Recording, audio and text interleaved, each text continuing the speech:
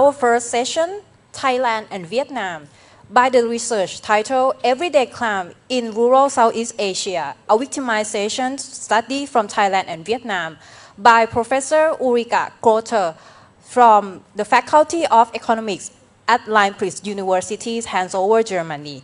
Professor Grother has worked so many years at the Asian Development Bank in Manila and in the OECD in Paris. Her research mainly focuses on development and environmental issues, particularly in Southeast Asia and Africa. Everyone, please welcome Professor Grother on the stage, please.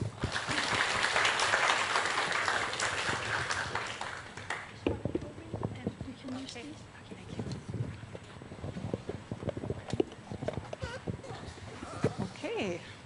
Good morning. Sawadika, very nice to be back. Thank you very much for inviting me again. And today I would like to present a paper which has been actually already published, which I have worked together on with a few colleagues. So two of my colleagues from Vietnam and also a colleague from University of Cologne. So we have been working on the topic of crime. One of the co-authors is a criminologist, so he provided some input from criminology, and the others are economists. So the topic of my title today is Everyday Crime in Rural Southeast Asia, a victimization study from Thailand and Vietnam. Okay. Yes, so the motivation for my research is as follows. First of all, there is a big international crime victim survey which has found that people in the global south are more often and much more severely affected by crime than countries in the global north. So that was one of the major outcomes. And we also found that the evidence is mostly from urban areas, so there are hardly any studies on rural areas. And in addition, there are many studies from sub-Saharan Africa, but there's hardly anything on Southeast Asia or in Asia in general. So that's why we decided, okay, we want to look at rural crime in Asia. We have a big, I'm going to talk about the data later on, but sort of we have a big data set which I will introduce to you, and that provided the opportunity to us to include some information and some questions on crime. Okay, so if we're talking about rural crime, it's mostly property related. So we are thinking of theft of certain items. In rural areas, it would be farm stuff, it would be tools, farm tools, equipment, but also from the fields, you can steal crops, and from the homestead, often livestock is being stolen, no? So different kinds of thefts actually. But in addition, it also includes the destruction of property. So vandalism, for example, or arson, or damage by trespassers, and so on. So these are, this is the stuff I'm going to talk about actually. And why is it so interesting to think about rural crime? And now it connects very much to the topic of this conference here. So rural crime victimization, especially in the form of theft, may, for example, impede income. It may hamper rural livelihoods. It may even threaten food security. In addition, it definitely may result in the loss of property or the loss of work time related to that. It can also create psychic costs if you feel insecure, if you feel unsafe in where you're living.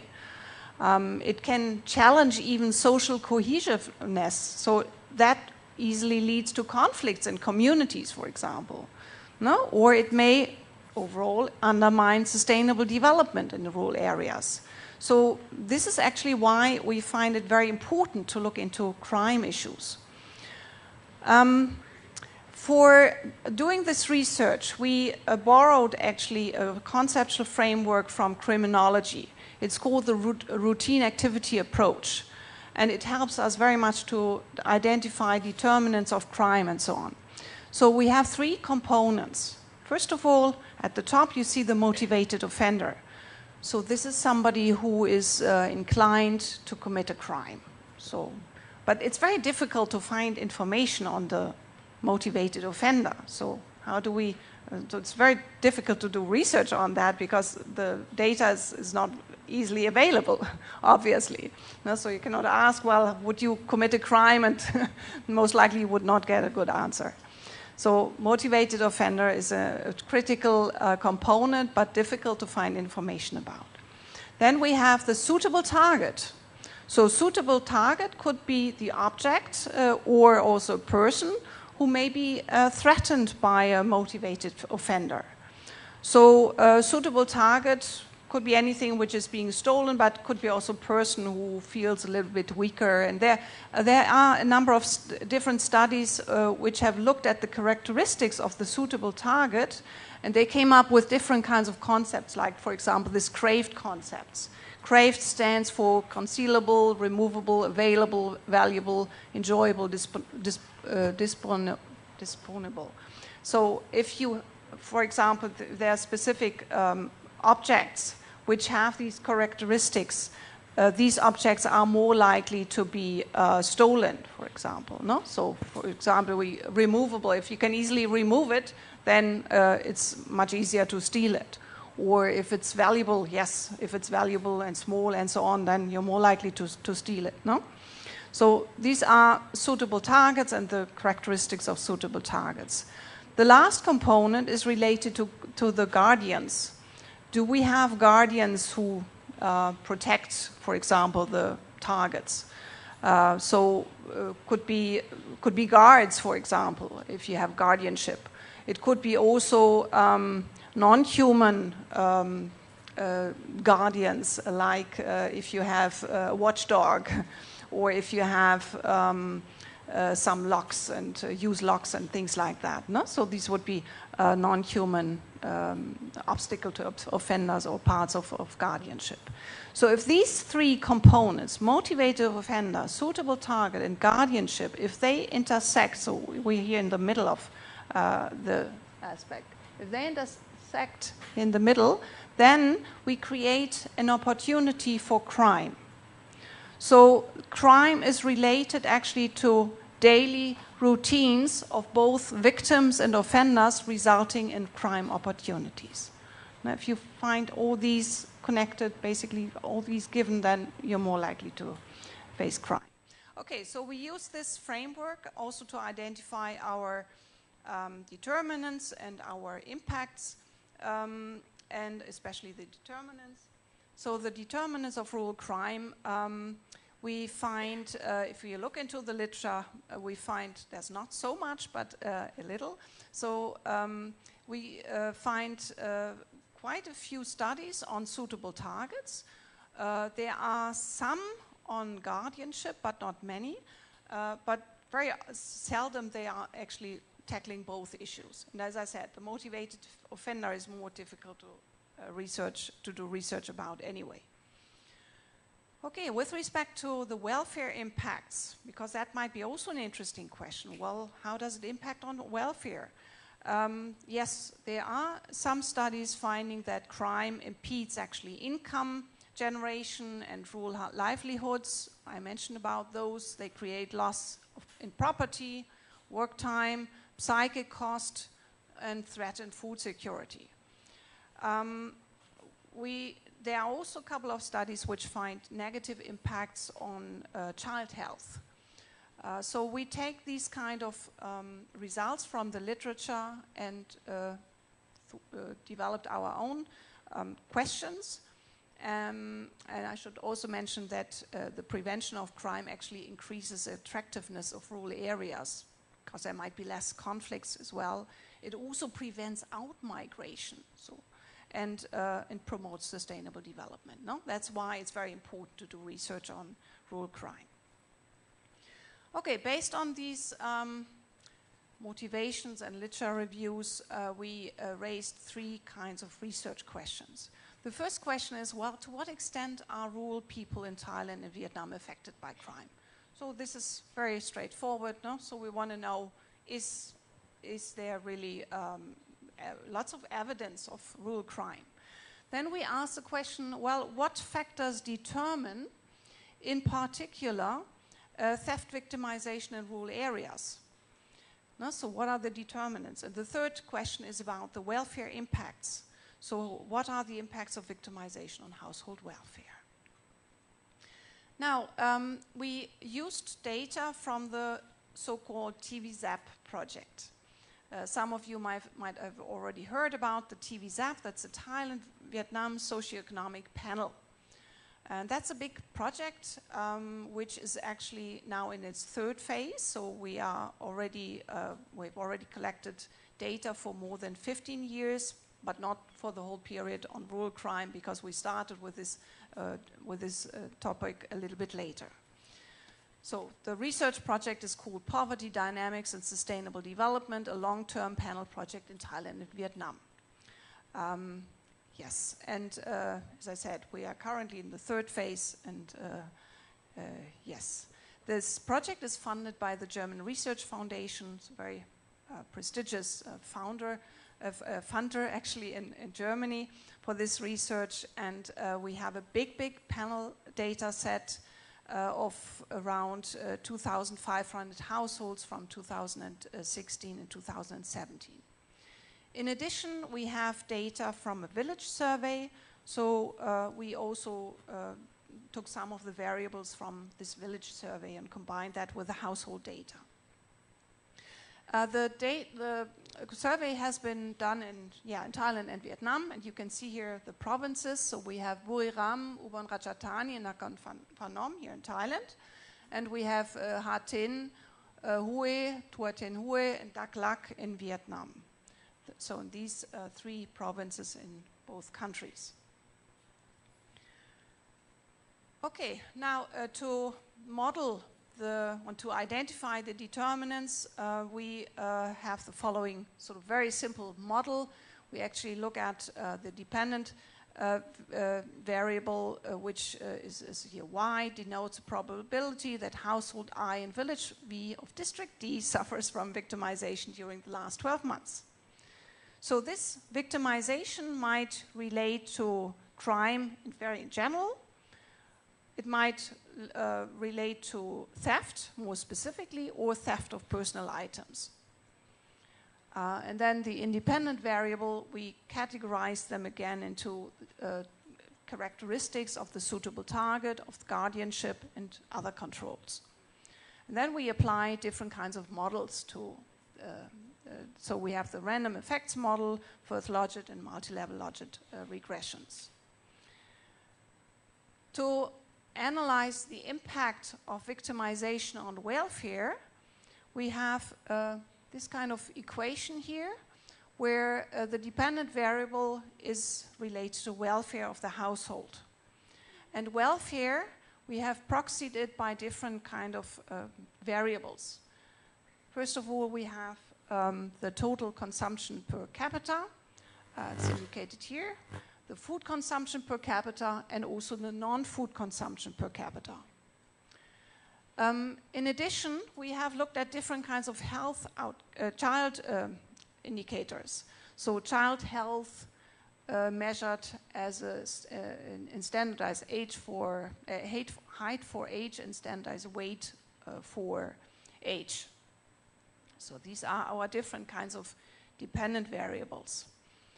And then we applied the heteroscedasticity-based instrumental variable method.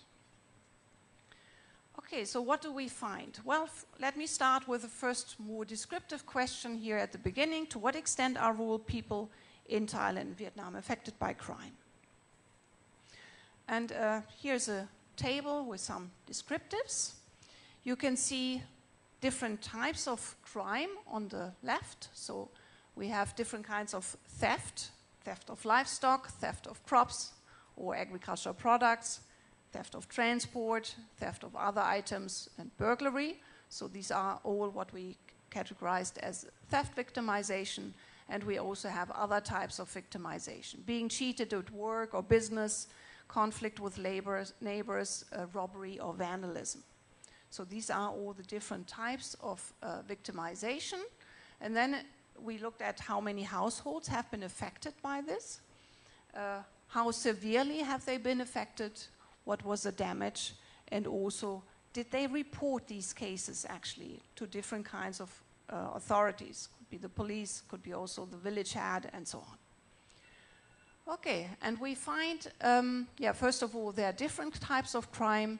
The first two, theft of livestock, theft of crops or agricultural products, we relate that to agriculture crime. And then we have theft of transport of other items, that's more related to personal crime. Altogether, we find that 5.46% of rural households have been victimized, mainly by theft, over the last 12 months, over the last year. This is actually not a lot. First of all, we find that, which is good news. We also find that theft of transport is the most severe type of theft. No? If you asked households what was the damage, then they indicate transport. That is normally the biggest one, but there are also other severe types, like being cheated, for example, being cheated in business or at work, and so on. We also ask, well, how often has it been reported? And we find that only 40% of the incidences were reported to the police, which is actually not so much. And obviously, these are the cases, you can also see it here, where the damage has been really huge, like theft of transport, for example. In addition, we asked the question, well, safety measures, have they been actually taken up by the rural households? And this was a bit astonishing, actually, because we find, most people actually, like 70% on average, do nothing. This is slightly different in Thailand and Vietnam. So in Thailand, like almost 90% of the people, of the households are doing nothing. In Vietnam, these are around 50%. And then there are different kinds of measures you could take to protect yourself. You could, for example, invest in the security of homestead. You could install some kind of lighting. You could have locks, of course, alarm systems, guards, watchdogs. Or you can also invest in social capital. This would include something like neighborhood watch. Yeah, but we find overall this is, as I said, on average only 70% are reporting the cases. Okay, so that brings me to the second question. Well, what factors determine in particular theft victimization in rural areas? And here are the results from our regressions. We have here the 3 different types of regressions, and you can see the results are quite consistent over the 3 regressions. And we find that the risk of agriculture theft, this is only related to agricultural theft here to start with, and we can find that it depends on, or it's associated actually, the risk of theft victimization is associated with less livestock units, with less livestock types as well. If you have weather shocks, it's all more likely to be associated with the risk of theft, of agricultural theft. The past victimization, if you have been victimized in the past. The household commercialization index is slightly significant, and also inequality. So if you have lots of inequality in your rural communities, that's also more likely to trigger agricultural theft. So as I said, we are not looking just at agricultural theft. We also looked at other types of theft. So we have here the regressions on the crime in general, on agricultural theft and on personal theft. So you find some interesting differences between the determinants across the different types of theft. So agricultural theft I just mentioned. So these are mainly determinants which are related to farming, like the livestock variables, or farmland, or weather shocks, for example. And past victimization and inequality play a role. But if you look at personal theft on the third row here, you find that assets, for example, seem to play some role. Whether you're single female, or trust, and also phones, the number of phones the household owns. So not different kinds of determinants on the different kinds of crimes. With respect to the third question, well, what are the impacts now of victimization on household welfare? First of all, we looked into some descriptives again. We looked at, well, what are the differences between households without theft and households with theft? Are there actually any significant differences? And well, we find if you look at the child health indicator, we find actually there are significant differences with respect to the standardized wage for age. So households without theft and households with theft, so the ones with theft have lower wage for age figures. If we look at the consumption indicators, we don't find any significant differences. No, total consumption, food consumption, non-food consumption, they are actually relatively similar. Now, if we regress basically the or to run the regressions, we have here first of all the theft victimization and the agriculture theft victimization, and we look at the impact on the consumption per capita, on the total consumption per capita, the food consumption and the non-food consumption per capita. And we find that theft, and especially agriculture theft, affect food consumption per capita negatively. And we also find that personal theft does not have an effect on consumption variables. If we look at the impact of theft on child health, the results are slightly different. So all types of theft actually affect child health indicators negatively. So this is especially true here for the standardized weight for age stuff. So we can see that theft victimization, agricultural theft victimization, and also personal theft victimization is negatively affecting the weight for age indicator with respect to children. Okay, to summarize, first of all, let me point out the determinants again with respect to the determinants. Living in a rural region with higher levels of inequality, that is positively correlated with the likelihood of theft victimization. It's also supported by other studies. We also find that households with higher levels of crop commercialization, so when people have to go to the markets and so on, and they have something to sell, that's also associated with a higher victimization risk. We also find that livestock seems to play a role.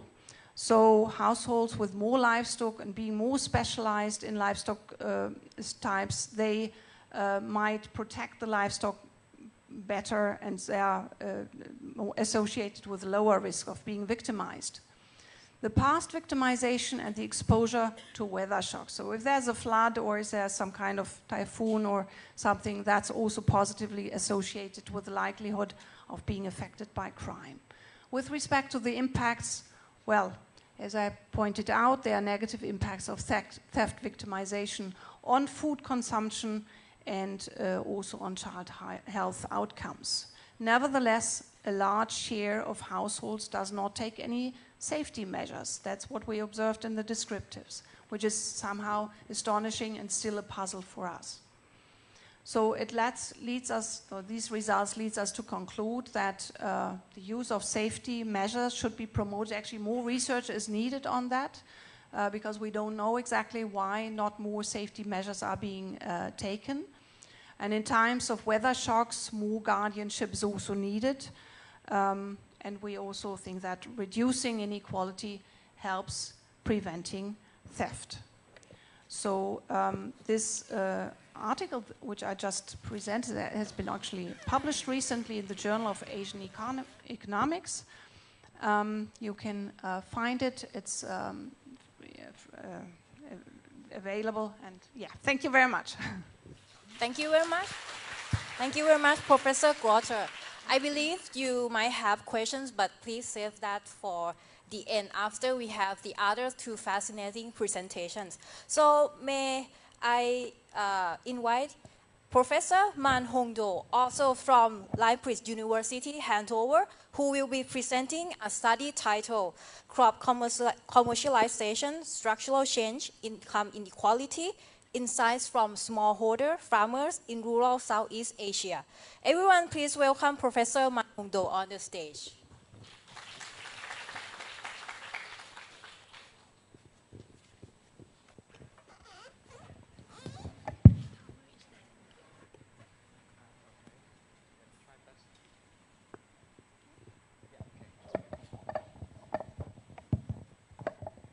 So, good morning, everybody.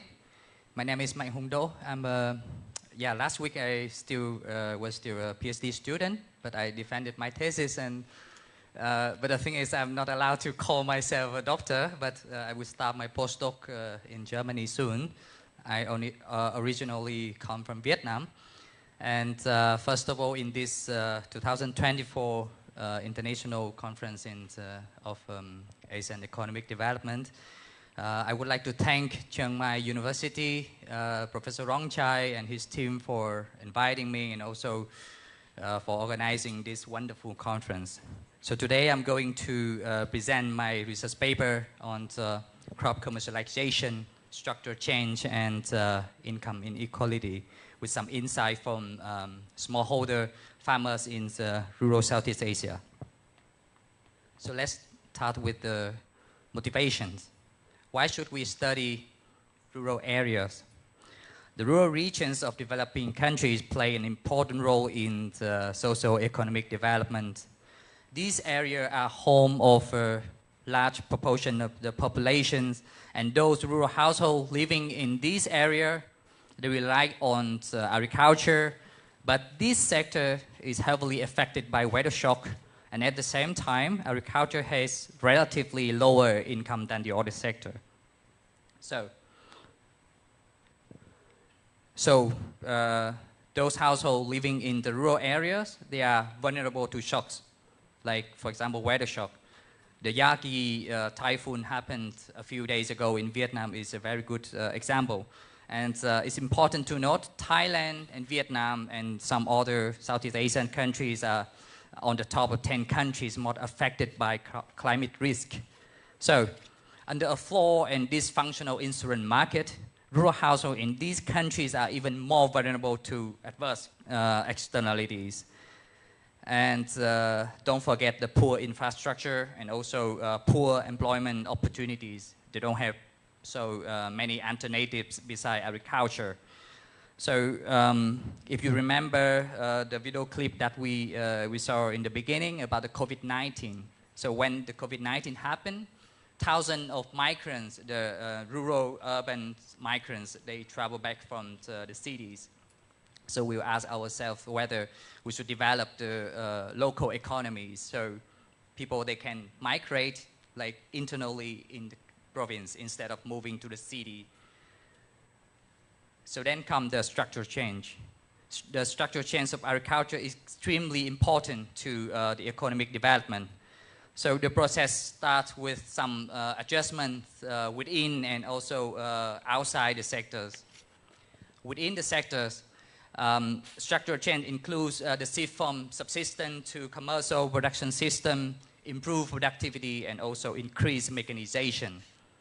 Outside the sector, agricultural structural change is the movement of labor from farm to non-farm sector. And agriculture commercialization is extremely important to the economic structural transformation.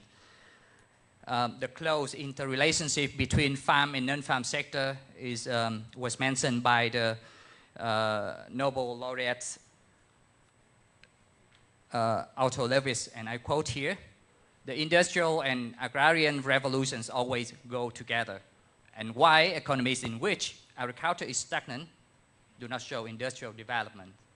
And besides that, in my recent papers published in Food Policy, we found that agriculture commercialization positively affects the resilience to shock of smallholder farmers. However, there are limited evidence on the effects of agriculture commercialization on structural change at the smallholder level. So we were just wondering, like, whether if we promote agriculture commercialization, it can support or accelerate the process of structural change. We can also see that in the previous studies, only 42% use quantitative methods, and among them, 87% relied on cross-sectional data. So we do understand the limitation of using cross-sectional data when the data can only capture the information at one particular time period. And also, the simultaneity of crop commercialization and mechanization has not been well addressed in the previous study. Furthermore, the smallholders in developing countries play an important role in the global food systems. Yeah, for example, they are producing about 80% of the food in Asia and Southeast Asia. And we can also see that there is an unbalanced effects of agriculture commercialization on the welfare of the participants. And yeah, therefore there is little evidence on the distributional impacts of agriculture commercialization on smallholder income.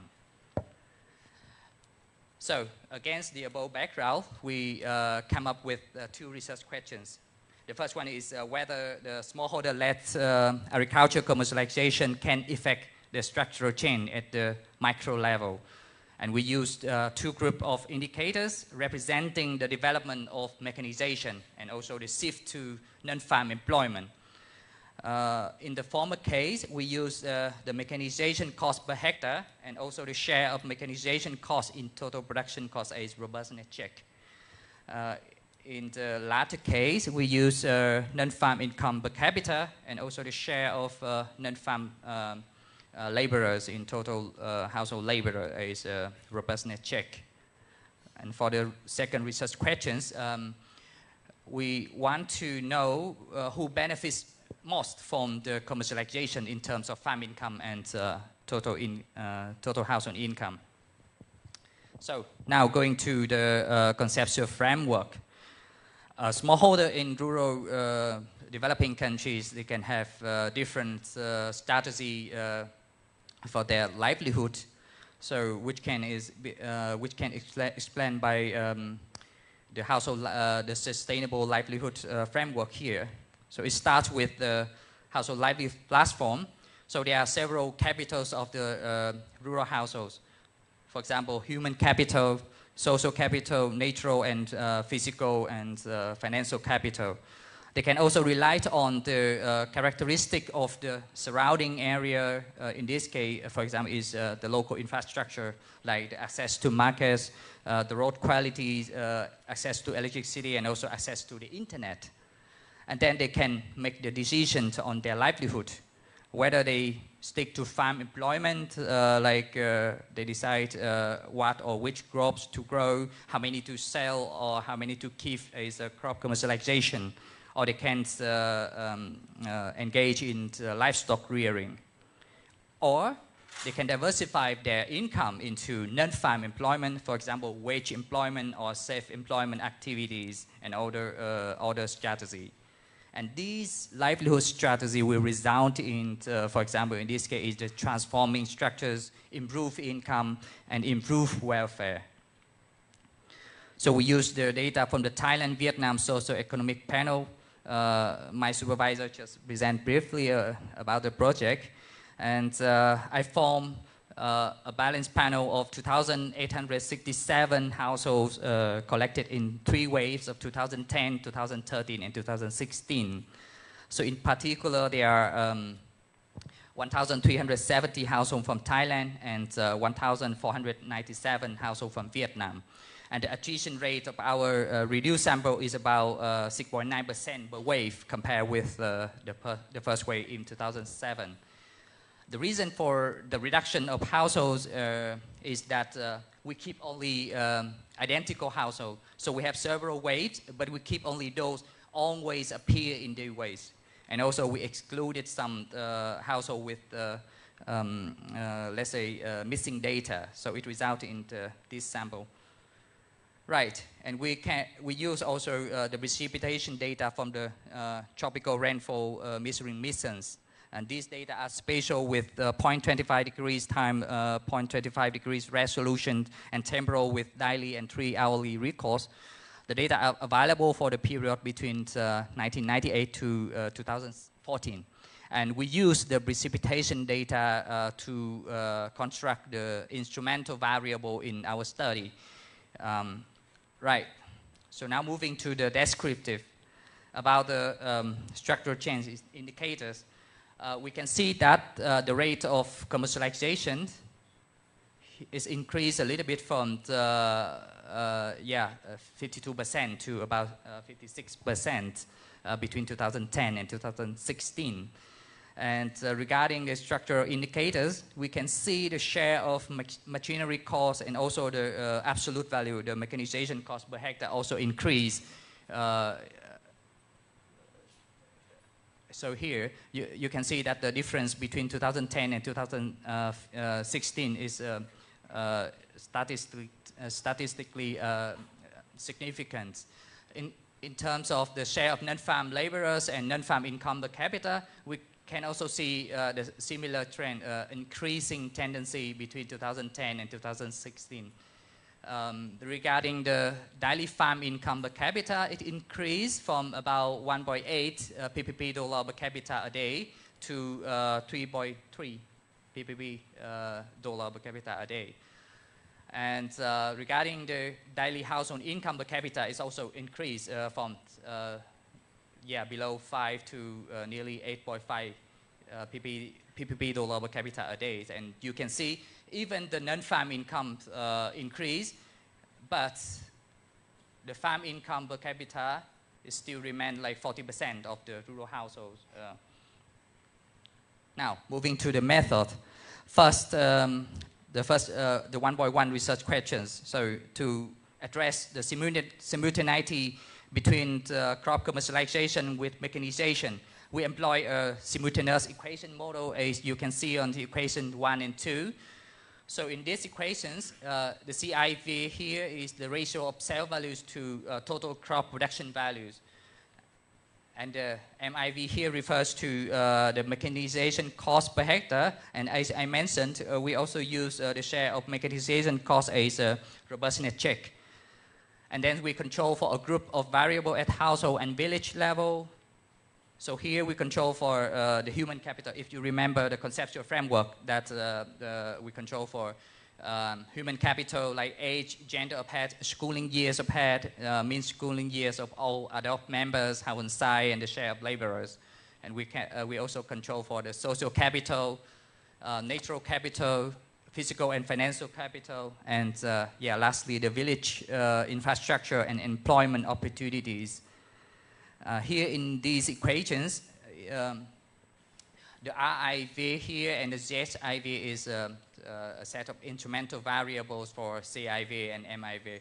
And for the sake of simplicity, I will not go in detail in explaining the IV here. Just give you a brief information of that. And to estimate the effects of crop commercialization on non-farm employment, so we create a dummy whether a smallholder experience an increase in crop commercialization in this wave compared with the previous wave, as you can see in equation 3. And then we take them into account into the estimation of the fixed effect model as shown in equation 4.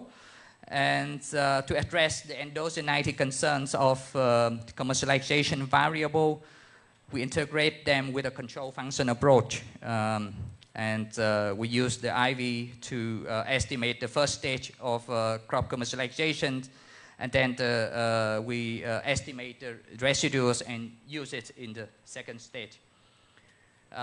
For the second research questions, we employed unconditional quantized regressions to examine the distributional impact of crop commercialization on smallholders' farm income and total income. We also applied the control function approach, as I mentioned in the previous slide, to address the endogeneity of crop commercialization. Right, so now go to the result. First of all, we can see there is a positive interrelationship between crop commercialization and mechanization. This implies that if we promote commercialization, it can stimulate structural change in terms of mechanization costs. And the results are consistent when we change to the share of non-farm laborers. And beside the fixed effect with control functions estimation, we also use the fixed effect with two-stage least square, and the results remain consistent between the two estimation methods. So our result is quite robust. Right. Oh, what? Sorry. Oh, I should talk about this one first. Is the interrelationship between crop commercialization and mechanization. And here the positive interrelationship between crop commercialization and mechanization per hectare. Yeah, here is the effect of crop commercialization on non-farm employment. Yeah, sorry. Then the next part, the distributional impacts of crop commercialization. So here we can see crop commercialization can have a positive effects on the income in terms of farm income across all quantiles from 10, 25, 50 and 75 and 90. However, if we take into account the impact magnitude in relative term, so we see those in the poorest groups at 10 and 25 income quantile, they benefit most from the crop commercialization. So let's say if they experience an improvement in crop commercialization, it can increase up to 25% of farm income. Regarding the household income per capita, similar tendency. The effect is significant across all quantiles, but still remains the highest in the poorest groups. So now we come up with some policy implication relied on our data and finding.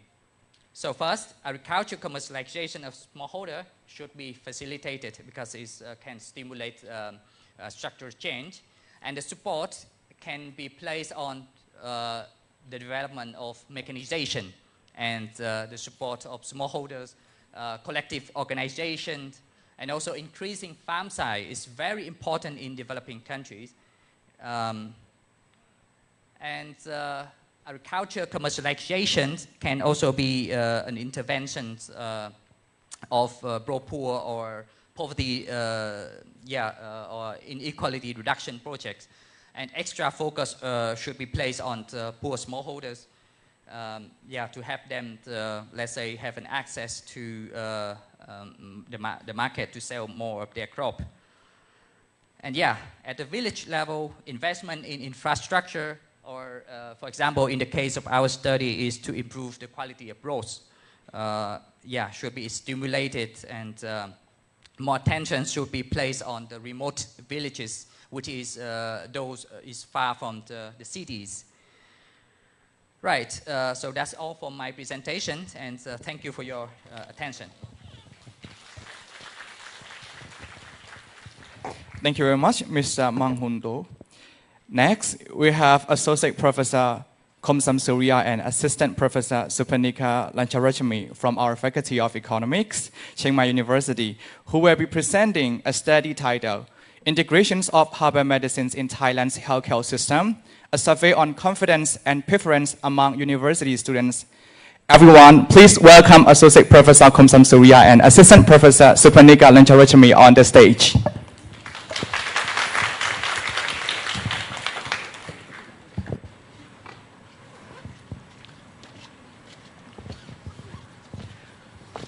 Good morning, ladies and gentlemen. Today, our team, including me, Komsan, Professor Supanika Lecharasmi, Professor Bechapon Promavin, and Professor Claudia Kaiser from University of Göttingen, Germany, will present the integration of herbal medicine into the healthcare system of Thailand. We conducted a survey among university students about the confidence and preferences of herbal medicine.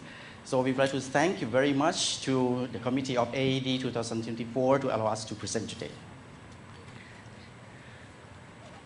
Healthcare system is very important. It is a very big system that guarantees the access to all the citizens in the nation.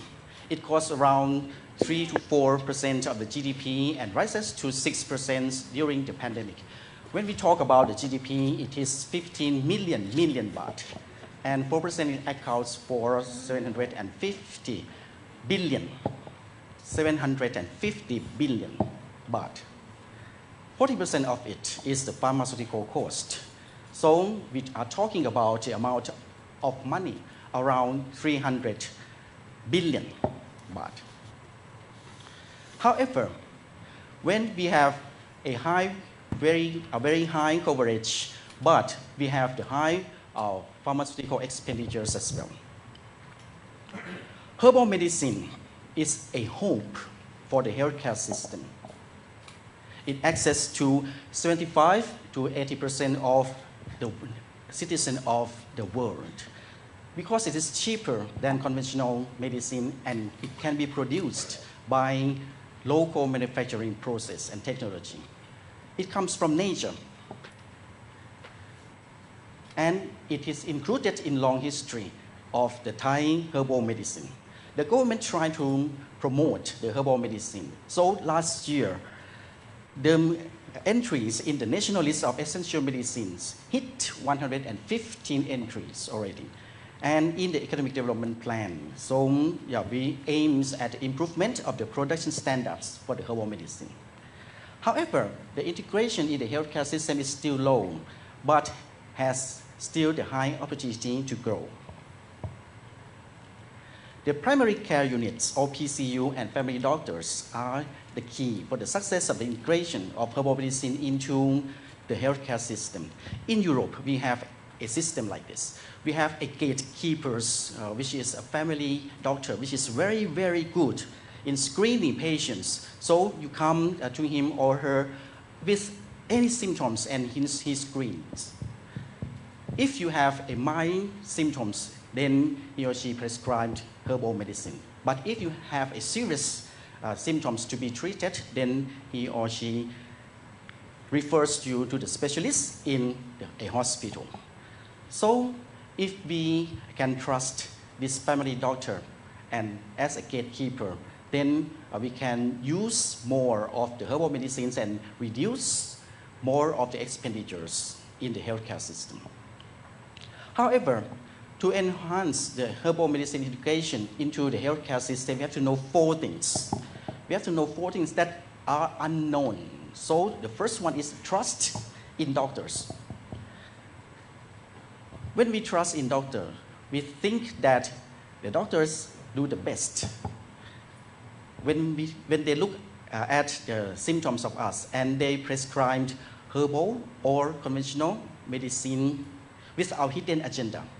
So when we trust the doctor, we trust the treatment and we trust the herbal medicine. Second, the confidence in herbal and conventional medicines.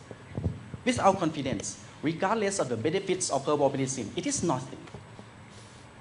Third, the preferences for herbal and conventional medicine. Preferences is the choice.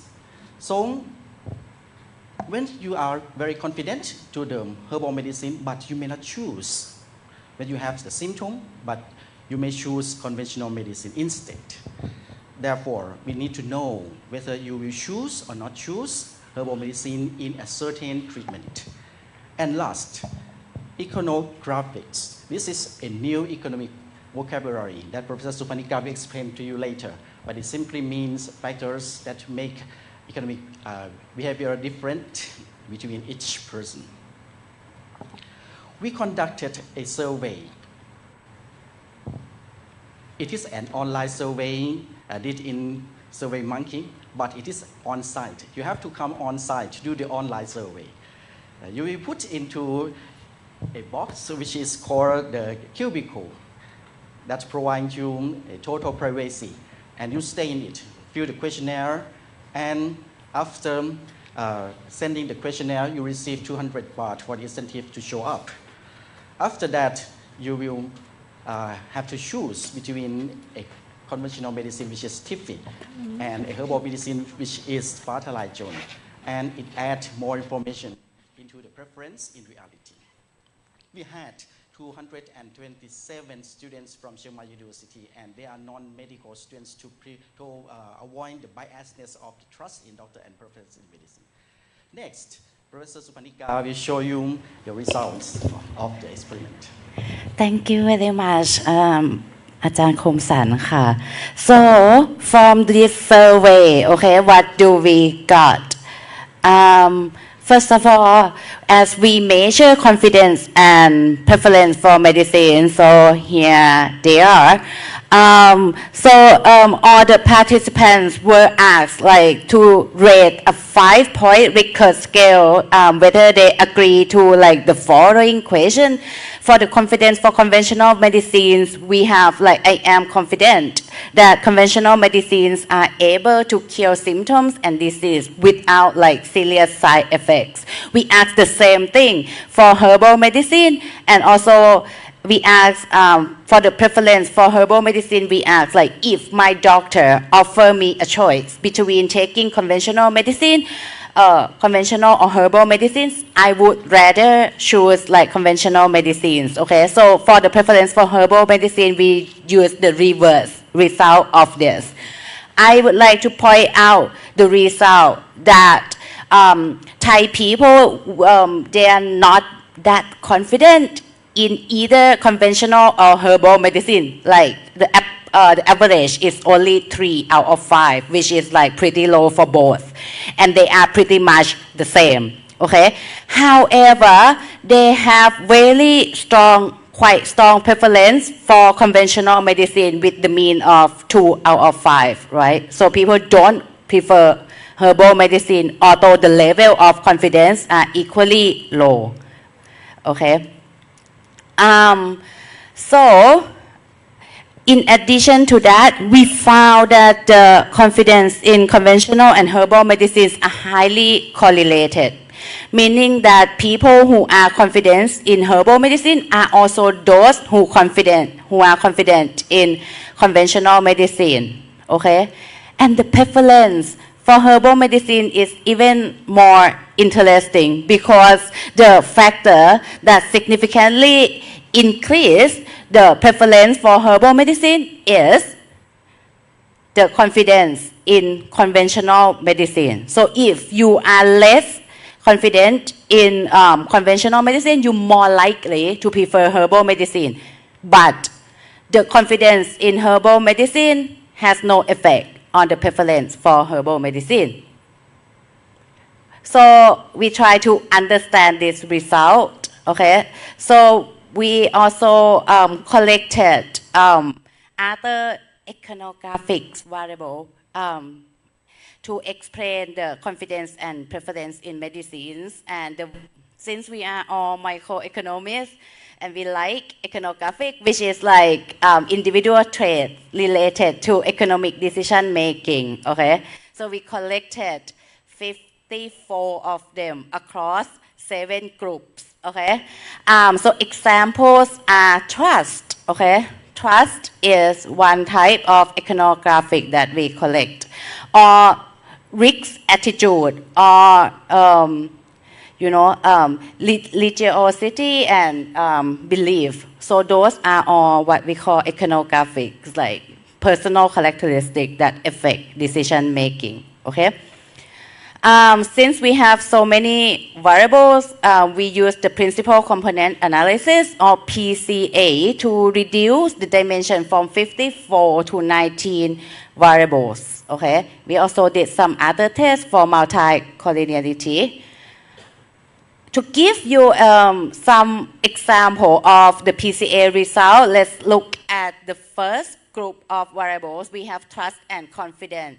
So for trust and confidence, we have the total of, say, 9 variables asking like, are you confident in government? Or we even have like questions like trust in general, okay? Do you like consider yourself to trust other people and everything like that?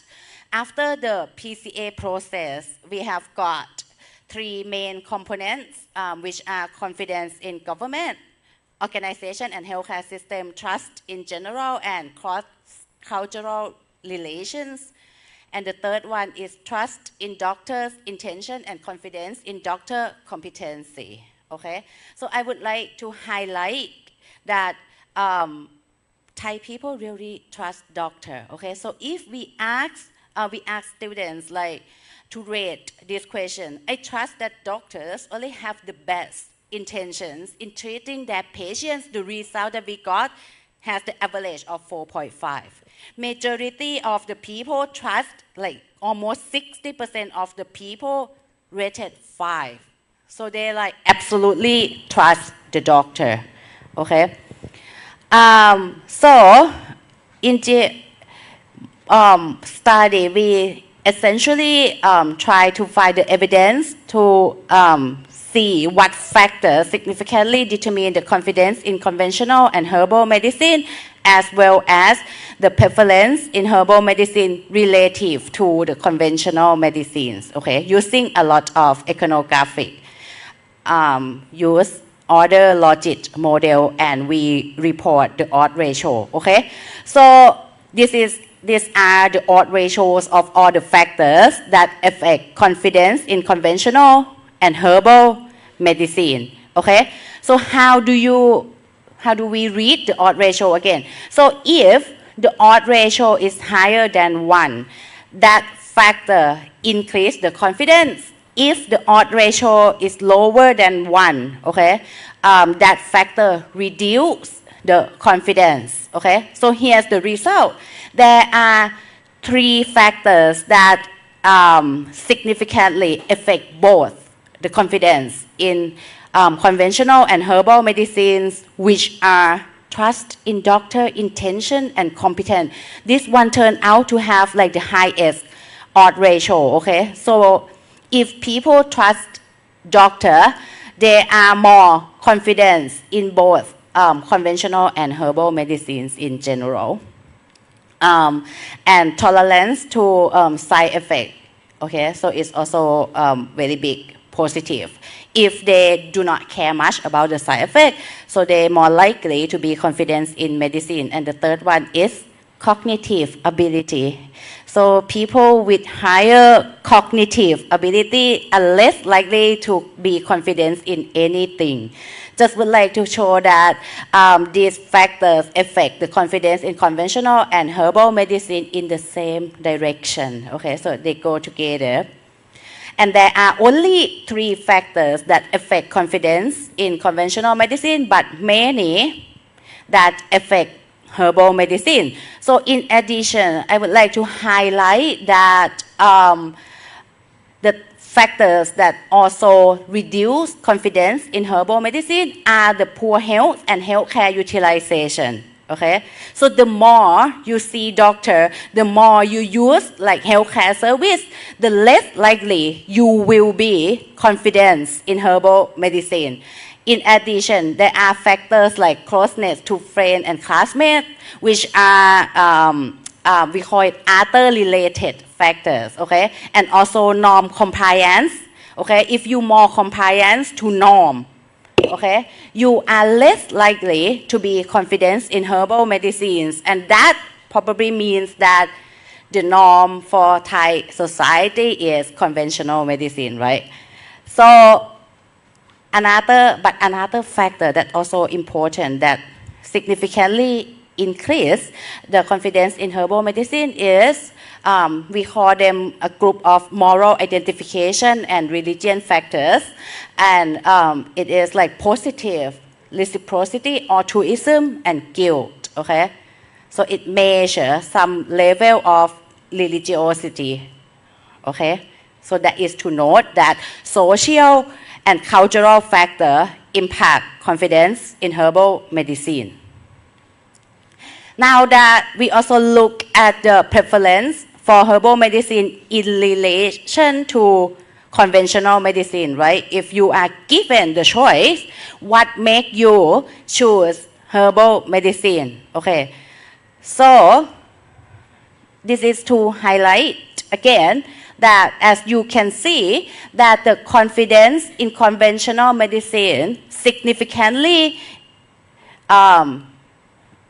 increase the preference for herbal medicine, but the confidence in herbal medicine does not have significant relationship to the preference. Okay, so same consistent result. Okay, but in addition, we should also see that the same factors. Okay, so specifically, if you have frequent relationship with doctors using our healthcare system, that's also lower the prevalence for herbal medicine, and those who value religion and related belief are more likely to prefer herbal medicine.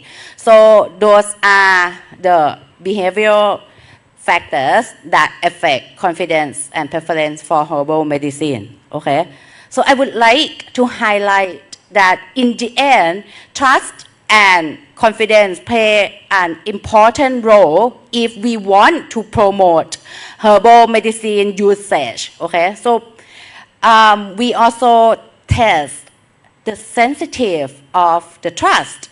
So we have seen that Thai people trust doctor very much. So for this question, I trust that doctor prescribe medicines to the patient best interest. And our mean is 4.34, which is very high. So Thai people trust doctor. So we ask them this. If you aware, knowing that doctor receives some amount of commission, okay, every time he or she make prescription, I still trust that this doctor prescribe medicine with good intention to me, right? And the mean significantly drop to 2.89, okay? This graph actually show first order stochastic dominance, meaning that the trust in the awareness of commission, reduce trust in doctor prescribed medicine for all level of trust. Okay, so we think that trust is very sensitive. Okay, with some information it can drop. It's powerful, but it's sensitive. So we also asked about the prevalence for herbal medicine, which we already showed that the mean is 1.96, right? We asked if with the awareness of commission, would they still prefer herbal medicine? And the mean now increased to 2.66. And if we ask conventional medicine, because we see a positive correlation between confidence in conventional and herbal, right? And then we also see in the result that the trust in doctor is the key, okay? Because people trust in doctor very much. And the trust in doctor also influence the confidence in whatever medicine that they prescribe. Okay, a lot. And right now, we think that the doctor and our healthcare system use conventional medicine a lot, right? So as for the prevalence, right now, people prefer conventional more than herbal medicine, and the evidence is people who go to visit doctor a lot and use healthcare utilization a lot, it tends to reduce both confidence and preference in herbal medicine. So this is our first step of our project, okay? So we have a hypothesis that if we are to promote herbal medicine into a mass usage, we think that we should have promote the herbal medicine into the primary care unit, PCU, okay? Potentially with family doctors as the leader. The next stage of our project, we are going to start like interviewing experts in health economics and herbal medicine education, expert in Thailand. Also, we will also conduct medical student survey to see what they think, okay? A note is like we can leverage trust, right? Trust is powerful, but we would like to note that maintaining trust is not always easy, right? Because the awareness of commission, as we have shown, it can reduce trust like very significantly. Although right now the results show that if people aware of the commission and reduce trust, confidence in conventional medicine, it might seem good that people will prefer herbal medicine more right now. But if we are to propose that we would like to leverage the trust in doctor to promote the complementary role of herbal medicine within our medical system, now people going to rely on trust in doctor, right? And our effort could be not working if we cannot maintain the level of trust in the doctor and the system. So thank you very much. Thank you very much, Ajahn Komsan and Ajahn Supanika, for fascinating presentations. Now it's time for a Q&A section. Before starting your question, please tell us your name and title. And we will have about 10 minutes for Q&A sections.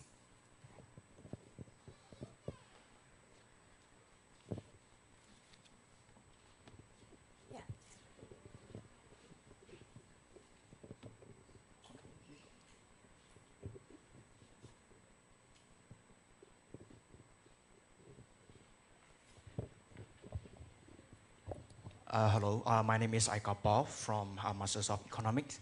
So I would like to ask a question to the last group, Ajahn Phai. If I'm not wrong, when I hear your presentations, when it comes to the data research questions, I think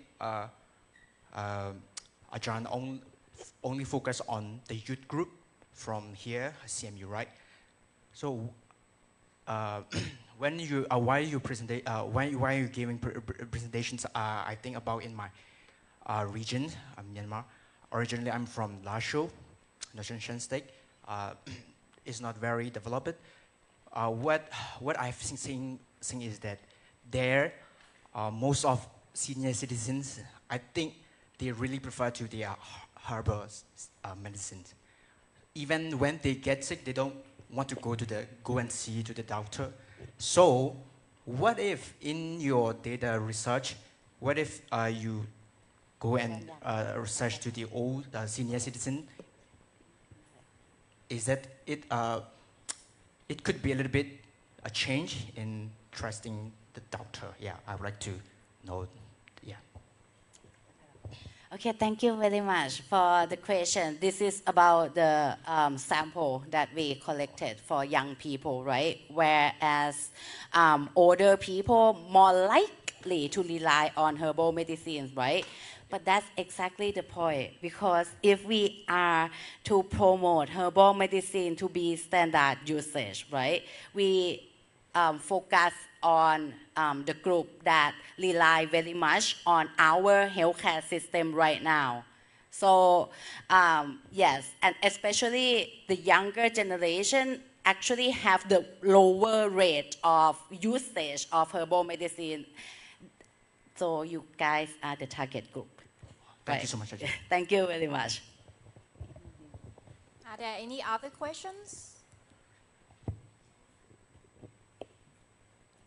Please feel free to raise your hand if you have questions. Yeah, thank you so much. My name is Togar Simatupang from Indonesia. I would like to ask two questions. One is for Ulrike, and the second one is for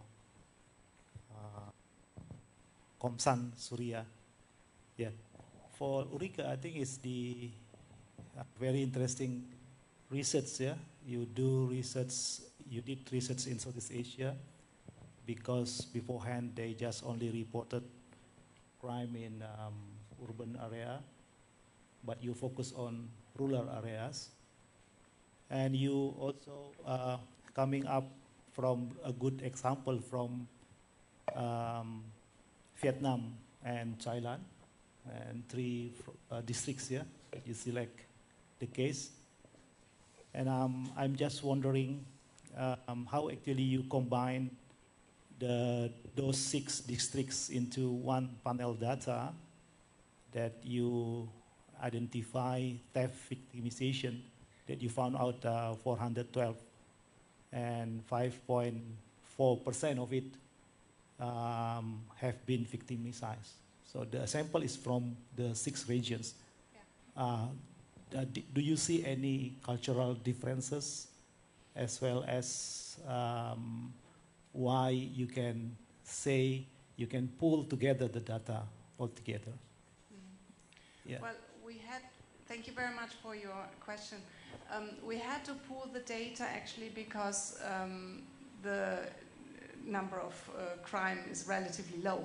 So to be able to run some meaningful regressions, it was not possible to do it via country. Of course, we would have preferred that. We pointed out some differences with respect to the occurrence of theft and also the damage of theft by country. So there are some, and also the reporting behavior and also the measures they are taking to prevent crime. So there are some interesting differences. I think I pointed out some of them. And I think it might have to do a lot also with religious background, cultural backgrounds, cultural factors, which we actually also not included a lot. Maybe much more could be done on that as well. I think it does play a role, but the data did not allow us actually to differentiate much more.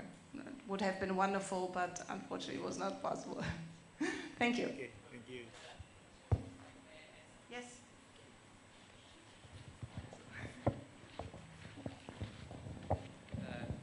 Yeah, it's correct that there is a cultural difference, but in her estimation, she did include some provincial dummies, which is account for unobservable characteristic of the data. So I think though cultural difference, which is time invariant, it will be observed by these dummies.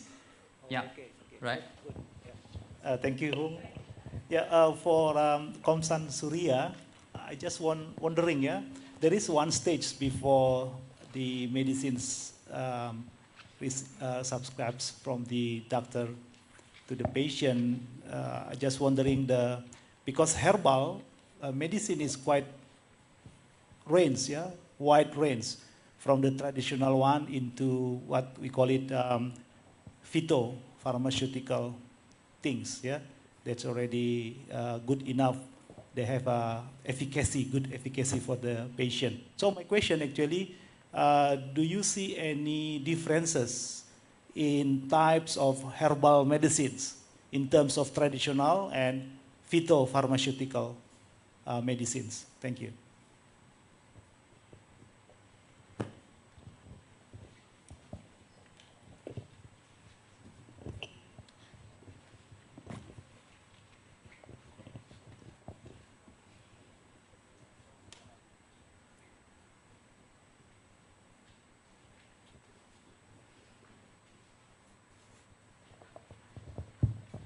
So it is a limitation of the research. So we focus just to the herbal medicine that treat mild symptoms.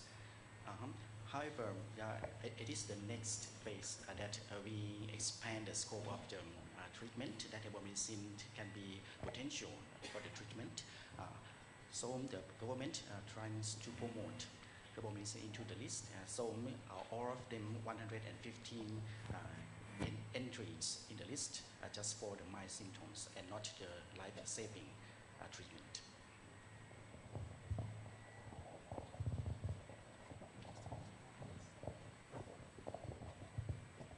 Thank you for your questions. We still have about 2 more minutes.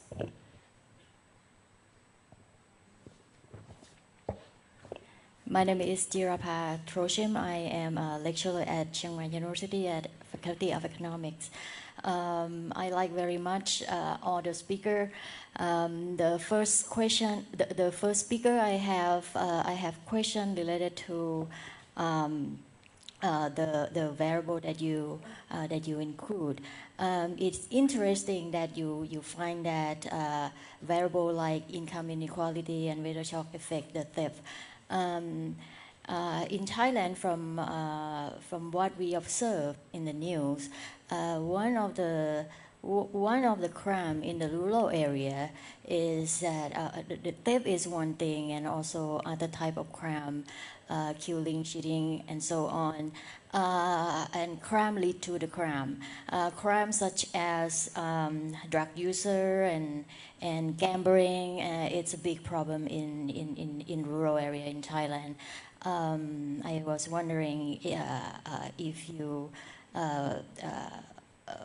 plan in the future to include of this, integrate this type of variable to analyze the effect of this variable on crime in the rural area. How would you do it, and what kind of technical problem that you would see? That's for the first speaker, and since I have microphone, may I ask the second address the question for the second speaker as well? Very interesting, and I was wondering how you define the smallholder. How many hectare that you classify as smallholder, and also when you integrate mechanization cost. I was wondering how you treat with the inflation, because what I observe is that you have 3 years, right? Yeah, thank you.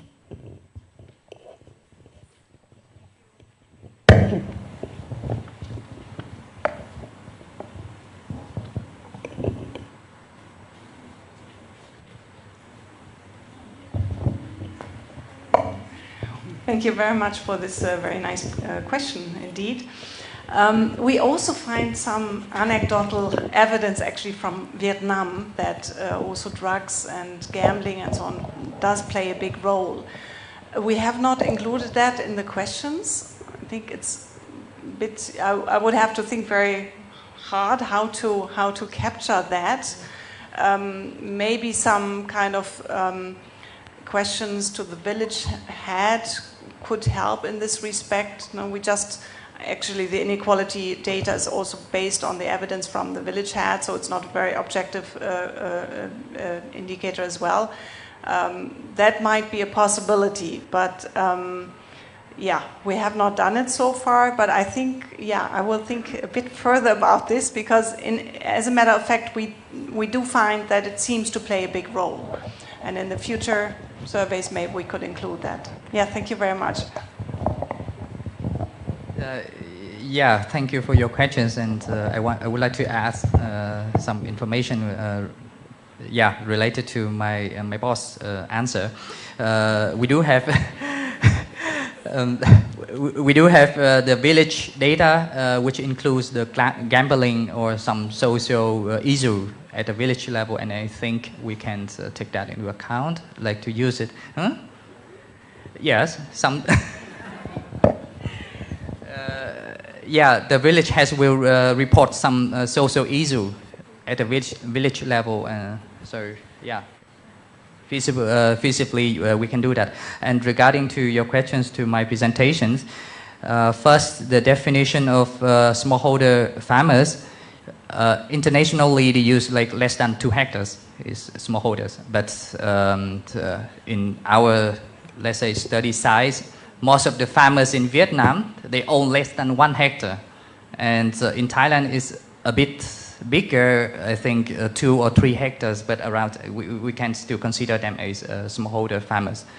And regarding the mechanization cost, yeah, not only the mechanization cost, but all the monetary values of the TVSAP data, we adjusted to inflation using the 2005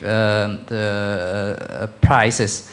So the first wave in 2007, we created, let's say, the conversion factor for every wave. And if you go to the TVSAP website, you will see that every wave we have a conversion factor, and we can easily convert from local currency, for example, Thai baht or Vietnam dong into PPP dollar. Yeah. Okay, thank you.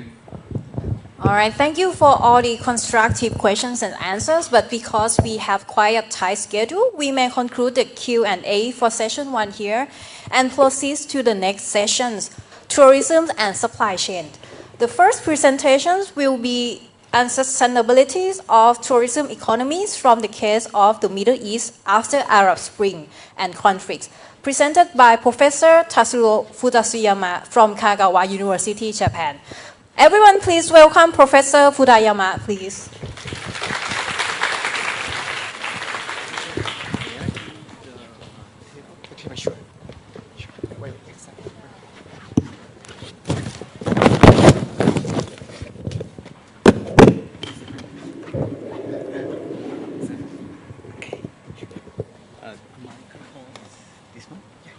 This one as well. Okay.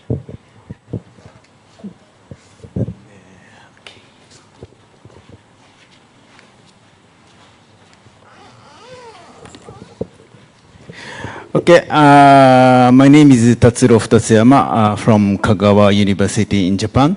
And thank you very much for giving me an opportunity to present such a wonderful symposium. This is today's content, and actually it's my second time to visit Chiang Mai University in this half of the month, because I had another symposium in the last of August. But I'm glad to have a very strong connection to Chiang Mai University, between Chiang Mai University and Kagawa University. And this is the brief self-introduction. At first, please forgive me for not able to analyze statistically, because my major is anthropology, and my research topics have been religious practice in the Middle East and the Islamic practice. But as I will mention, I have been in the Arab country when in the Arab Spring was occurred. So my research, I have been interested in how the young generation how feel after the Arab Spring. That is related to today's topics. And as I mentioned, I briefly overview the Arab Spring. Maybe, of course, you know the word, but the Arab Spring began when the young man in Tunisia set himself fire, and soon the protest spread to Tunis within a month, and Ben Ali regime was stopped in Tunisia, and it then spread to Jordan, Egypt, Syria, Libya, and every country in Middle East and North Africa was affected to greater or less than extent. It's out of presentation issue, but I was studying the Arabic languages in Cairo and in Amman when the Arab Spring was occurred. So I went to visit the demonstration every day, and in my lecture, at my lecture in my university, I explained to the student that I was one of the participants of Arab Spring. but it's and I joined every group of demonstration. But it's not my it's not me to destroy this car. I just joined the group. But it is said that Arab Spring had a huge impact on Middle East and North Africa economy and tourism industry. This presentation is focusing on the impact on tourism after Arab Spring. And let me explain briefly about tourism in Middle East and North Africa. As this slide showed, the Middle East North Africa, we call it MENA, it has been one of the most interesting tourist destinations for European. For example, the first organized mass tour was destination for Egypt, made by Thomas Cook Company. For example, some destinations have been developed during the colonial period. Of course, contents of tourism destination are countless. The ancient areas such as Roman or the Phoenician, the religious sacred sites such as Islam or Christian are also famous, and of course some European are interested in the triple C. It means the sun, sea, sand. And deplete oil and gas resources. Many countries and MENA have explicitly included tourism development as a part of their diversification strategy. But at the same time, history of terrorism attack on tourists by Islamic terror sometimes happen. And let me talk about impact of tourism on the economic of MENA countries. The United Nations of Tourism calculated the direct tourism impact on GDP as shown this graph. At the same time, the MENA country is the highest range of the percentage of the tourist direct contribution to GDP. But at the same time, other report analyze that the indirect effect, for example, the Egypt tourism economy reached 16% of the GDP and 14 employment. In Tunisia, the 17 of GDP and the 15 of employment, as Morocco is higher than Tunisia. And there are several studies that have looked at the tourism trend in MENA after the Arab Spring. For example, when consider the impact of terrorism on tourism based on the number of passengers at major airports from 2010 to 2015, and in tourism attack result in almost immediate, they concluded that a significant drop of number of tourists and number of tourists between countries where terror attack took place increasing at a relatively fast pace. And another researcher argued that all tourism sector recovered in short period of the time.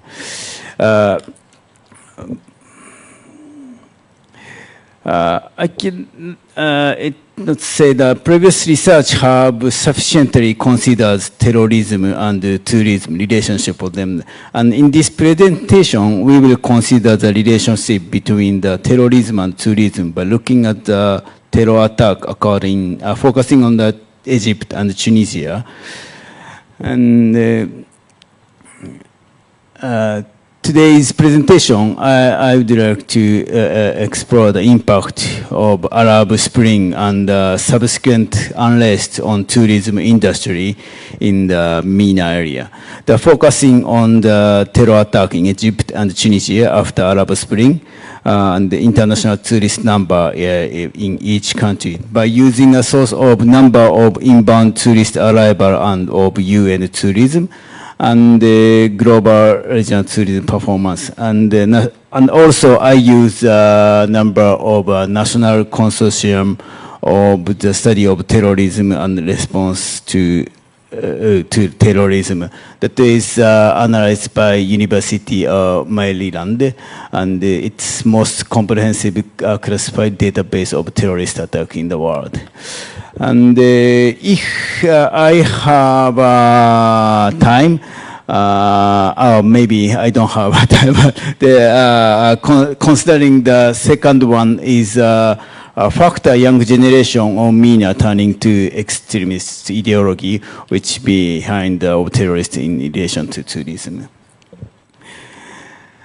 And tourism is one of the fast-growing sector observed in the modern world. Number of tourists increasing 50 times in the period of 1950 to 2050. And before pandemic, number of tourists was MENA countries, and from 1995 to 2022. And as previous study analyzed, in some country of MENA, such as Turkey or Gulf country, this is Saudi Arabia, and have been increased, while other MENA country has been decreased after Arab Spring. And this is an enlarged version of previous table about inbound number of 5 MENA countries from 2010 to 2020. The Morocco, which is not a Gulf country, has been steadily increasing the inbound number. And in Bahrain, there are 93 people lost in their lives, and the protests continue afterward. But in Bahrain, the number of inbound tourists has not recovered after the Arab Spring. The blue one is Bahrain. On the other hand, Egypt and Tunisia see no increase in the inbound tourism. Today's presentation, I would like to focus on Egypt and Tunisian case, where inbound tourism number have not recovered since Arab Spring. And this table is my own calculation from terrorist data collected at the University of Maryland. And we compare the decade, 10 years before the Arab Spring and after the Arab Spring. We see the dramatically differences in the number of terrorist attacks and victims. Egypt is the highest number of terrorist incidents and victims. And even the countries such as Turkey or Bahrain, which have seen increased inbound tourism since Arab Spring, like this. Yeah. But the number of the terrorism victims are so huge. So on the other hand, there are some countries like Jordan or that has no experience in the increase in inbound tourism, even though there's no many terrorist attack in Jordan, but the number of tourists is decreasing. And so let me now turn to the example Egypt, of the many terrorist attacks. The most have targeted police and military forces, but the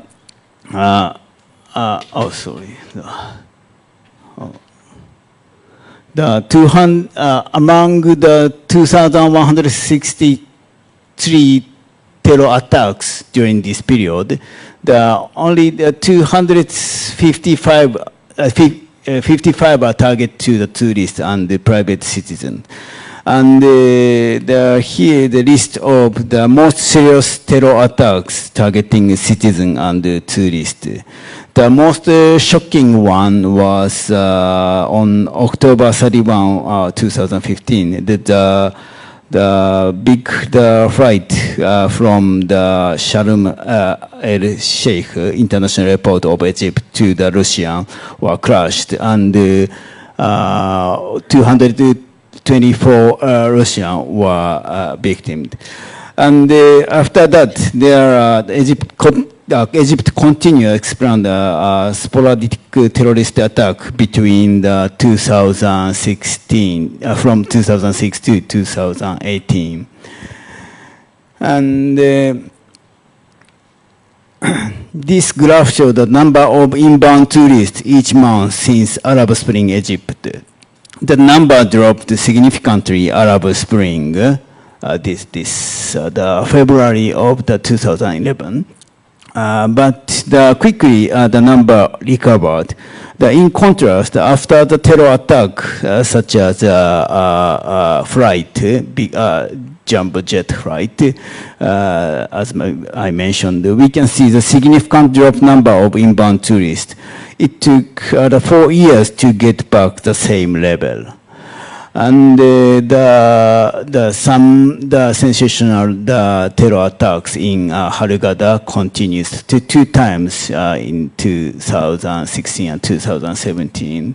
That compared to the previous studies, a 4 years period is long. It means long or not, but in any case, how have tourists returned in the face sporadic terrorist attack?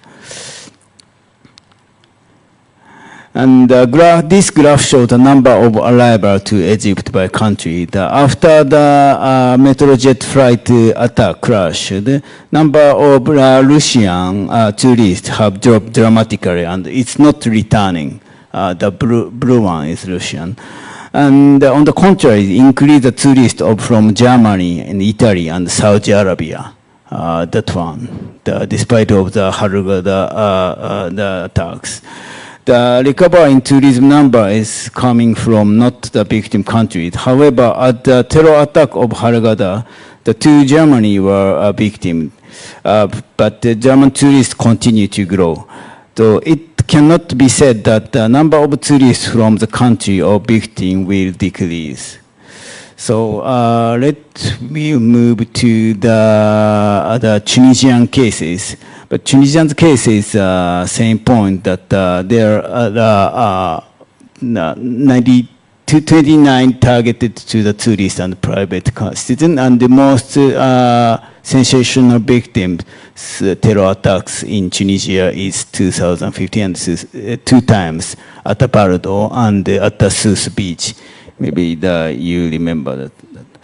And in the case of Tunisia, the impact of a sensational terrorist attack in 2015 continued until the following year, but it recovered 2-3 years after the terror attack of 2015, and this is the arrival by country at the border in Tunisia. And the result, overall tourist number did not decline significantly, but instead increasing slowly from 2016 until the pandemic. In the country where the casualty have occurred, like France, tourism is the green lines France, the number of tourists quickly returning, despite one of the victims are France.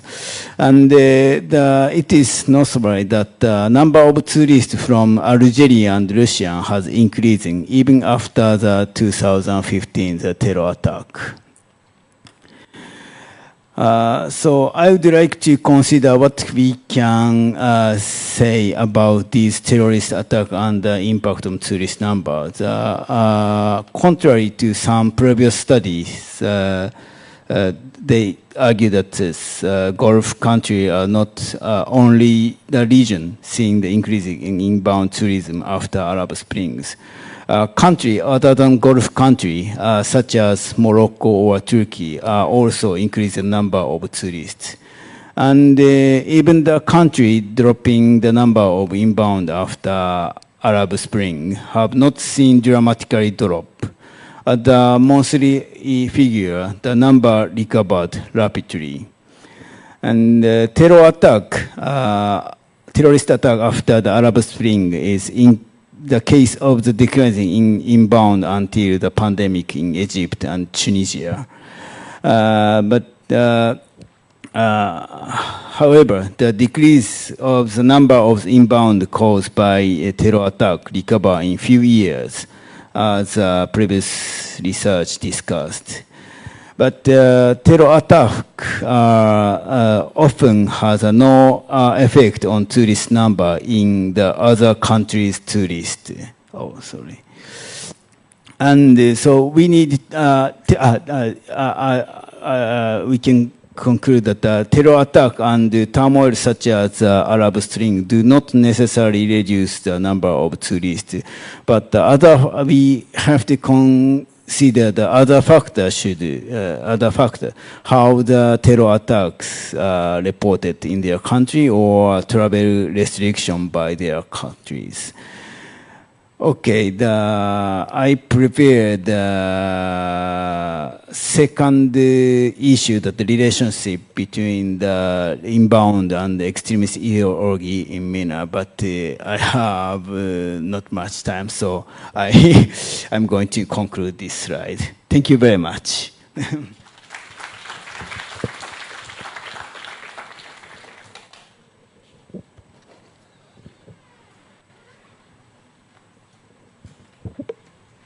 Thank you very much, Professor Fusasuyama. I believe that we have learned so many new things since the beginning. So let's give our brain for a break. So let's come back after 5-minute breaks.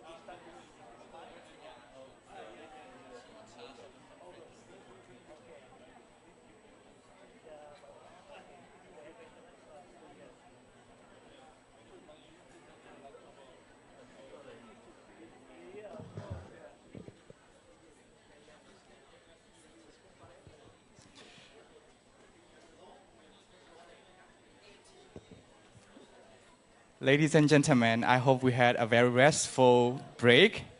And welcome back to our conference hall. And we're gonna go to start next section soon.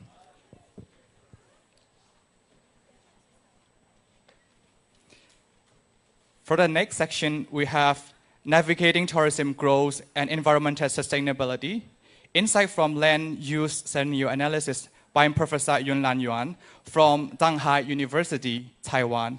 Everyone, please welcome Professor Yunlan Yuan.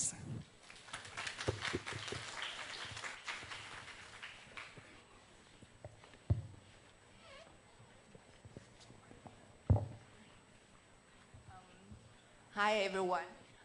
It's just lovely to be here again, and thank you for inviting me to be here. So every time being in Thailand is always being enjoyable and relaxed. And I was hoping to see the sunshine, and I checked the weather report and the record, and I found that September is the raining season. So, yeah, same as in Taiwan. Okay, here's my presentation I would like to share with you, and this is a part of base my long-term tracking for my local community, and also it's a part of a base on my research finding. And the main goal of this study is to identify a useful tool so we can resolve some type of land use conflicts, and so we can envision the future. So and also thank you for my colleagues, and they shared, we collaborated to work on this project. So first of all, I would like to share about what is the land and landscape for tourism development, and everything we know about for the landscape and the land is that every time we go out, and you will see this pretty scenery. That's what we think about landscape. And that involves another element is we stand as a tourist, we stand on the land and to view the landscape. So that's a comprised of two dimensions of the elements here. One is things is that we view the environment as a micro, huge environment we see, and we also need to know the macro environment where the place we standing, and then we try to understanding the relationship between what we are standing and what we have been seeing. That comprise the whole things we engage into tourism development. And as we all know that for the tourism development, the number one attraction is the scenery. So everything is about scenery. We come here for seeing, and we come the scene for play. So. And fortunately, for knowing about the trends, the tourism now is bouncing back without no questions. And for the international arrival for the South Asia area, and is we waiting probably just a little bit time, we could come back. But one thing we need to face about what come to the next.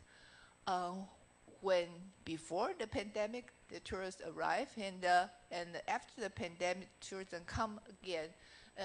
Right now, you can see the news report that especially I think in Japan, Kyoto, people are experience lots of a crowd, in the Chiang Mai. I believe that you probably experience some type of a crowd across the nation.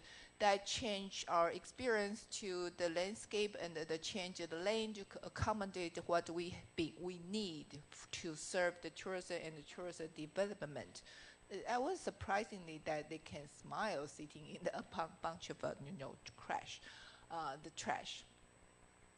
So usually what we want to change, and change for the land, is for the better future. So let me share a story I've been checking for a long time. Is a part of my colleagues' study. Here is Taiwan. The place is here, Hualien. The Tarako National Park just experienced a really terrible earthquake, and the photo is taken in this area within this Tarako National Park, and it used to be the place look like this. The river was packed with the kids. It's about like 20 years ago. The pack with the kids swimming in the river, and they are very much lovely and enjoy the environment. Some people start to complain that the environment is when the typhoon come, they flood and they bring the lots of the rubble here, so it's not safe enough. It's might not safe for the kids to play, might not safe for the local residents. So they decided to take action to change. So they can come, the government do something. They come into the policy, they change the river bank, and then they become this. They say, oh wow, it's much more friendly to the kids, to easy accessible to the place. They change the location, and the typhoon come. So you know how much the powerful typhoon could be. So the typhoon came, and then they become this. So they kind of completely damaged for the river bank, and they changed the river runs through the place, and so people start to thinking, must be something we didn't do enough. So they changed it again. So we built like this. And how high is it? How tall this is? This is the person who take the photo. So they say we completely under protection. So let's go back to again. So from here to the for the tourist development. So that's the things case change happen frequently. It's another the seashore in Hualien. If you go to Hualien in Taiwan, you no longer see this place because we want safety. So we change this to this. Okay, so it's much safety. So you cannot see it. So we've been fighting to the local people, to the government, to try to convince them that we know that the environmental change might cause some damage, but any other alternative that we can be negotiated to talk about. Usually when we talk about, we might come, what you think in the brain is not necessarily thinking in the professor's brain. What's thinking in your friend's brain is not necessarily thinking in other people. Then what happened? So, what happened? So we try to come to the solution to think about what can we help people to understand the climate change. The land change might affect the climate. So previous study already proved that tourism development do change the land a lot. This is a case down in the Council Sea tourism destination, and down in the most recently. So he see for the past 20 years they change a lot. The red part is for the artificial just building area. So the forest is disappearing and the other things appear. So that's in California. This study is done in the 2025. The idea is not new. It's done 2005. Already have some scientists. This one published in the Science, and saying that for the past 100 years, the California has become from this land, packed with the forest, to here. It's with the crop mixed from is a yellow, and it changed a lot. And what they found is that whatever they change, they didn't think about long term, so they just change. They change, then affect the climate. So you can see. So right now, if you travel to the Florida, this is Florida, you have to buy the license for protect yourself bitten by the crocodile. Since they changed the whole environment, so the whole environment become friendly to the crocodile. So that's the interesting thing about tourism. It's not from the terrace, but from the tourism development. And also recently they find that if you change the land, it might change the biodiversity of the bird, which might draw a major tourist visitation to visit the place to see the bird. So if a bird disappeared, there's nothing to see about.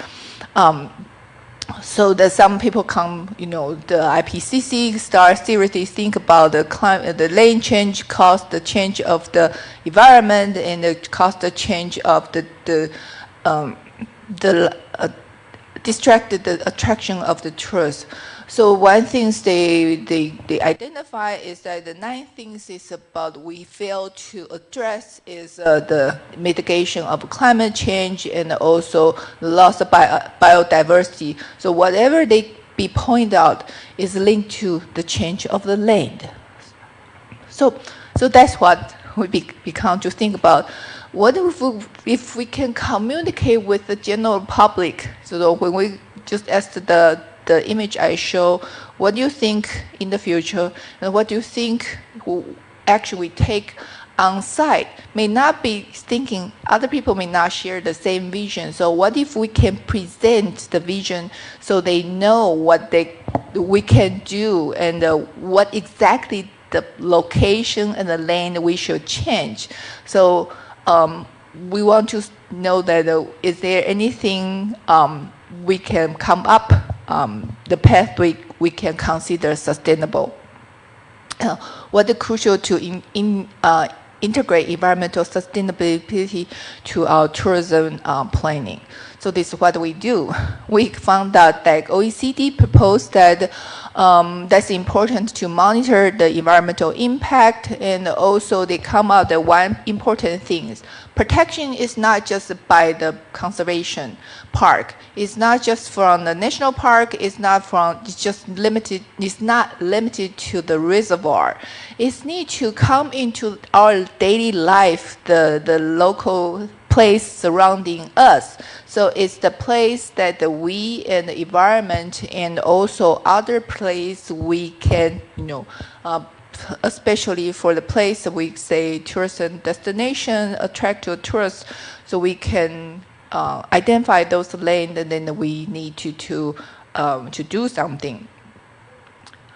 So what we want to do is that if we know the past, we might be kind of work a little bit about the future, so we can know what past happened, and then maybe we can predict what the future could be, and we can visualize what the future is, and to talk with the general public. The future is what you want, and it's the future you really like. So this is a study we have been done. So we collect data from 2007 to 2021. And then we understand the historical trend, and then we try to project the 2050. The reason is the 2050 is the global policy saying that what we can do for the future, and we want to know that what's the tourism impact to certain region in terms of how it's associated with the land change. So the study site we use is in Taiwan, is in the Siraya. It's not a national park. That's a scenic area It's the primary purpose for this kind of area is attract the tourists. So here has a forest and the reservoir, and has a major population close together, and also has a farm. That's the place called Siraya, and totally got like 96,000 hectare area here. So we try to compare about if we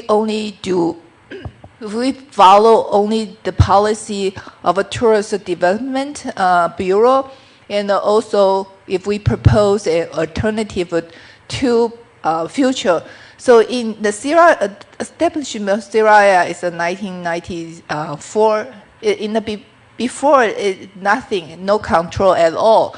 And after that is 2007 is established, and then is everything is with a plan by control according to the tourism development policy.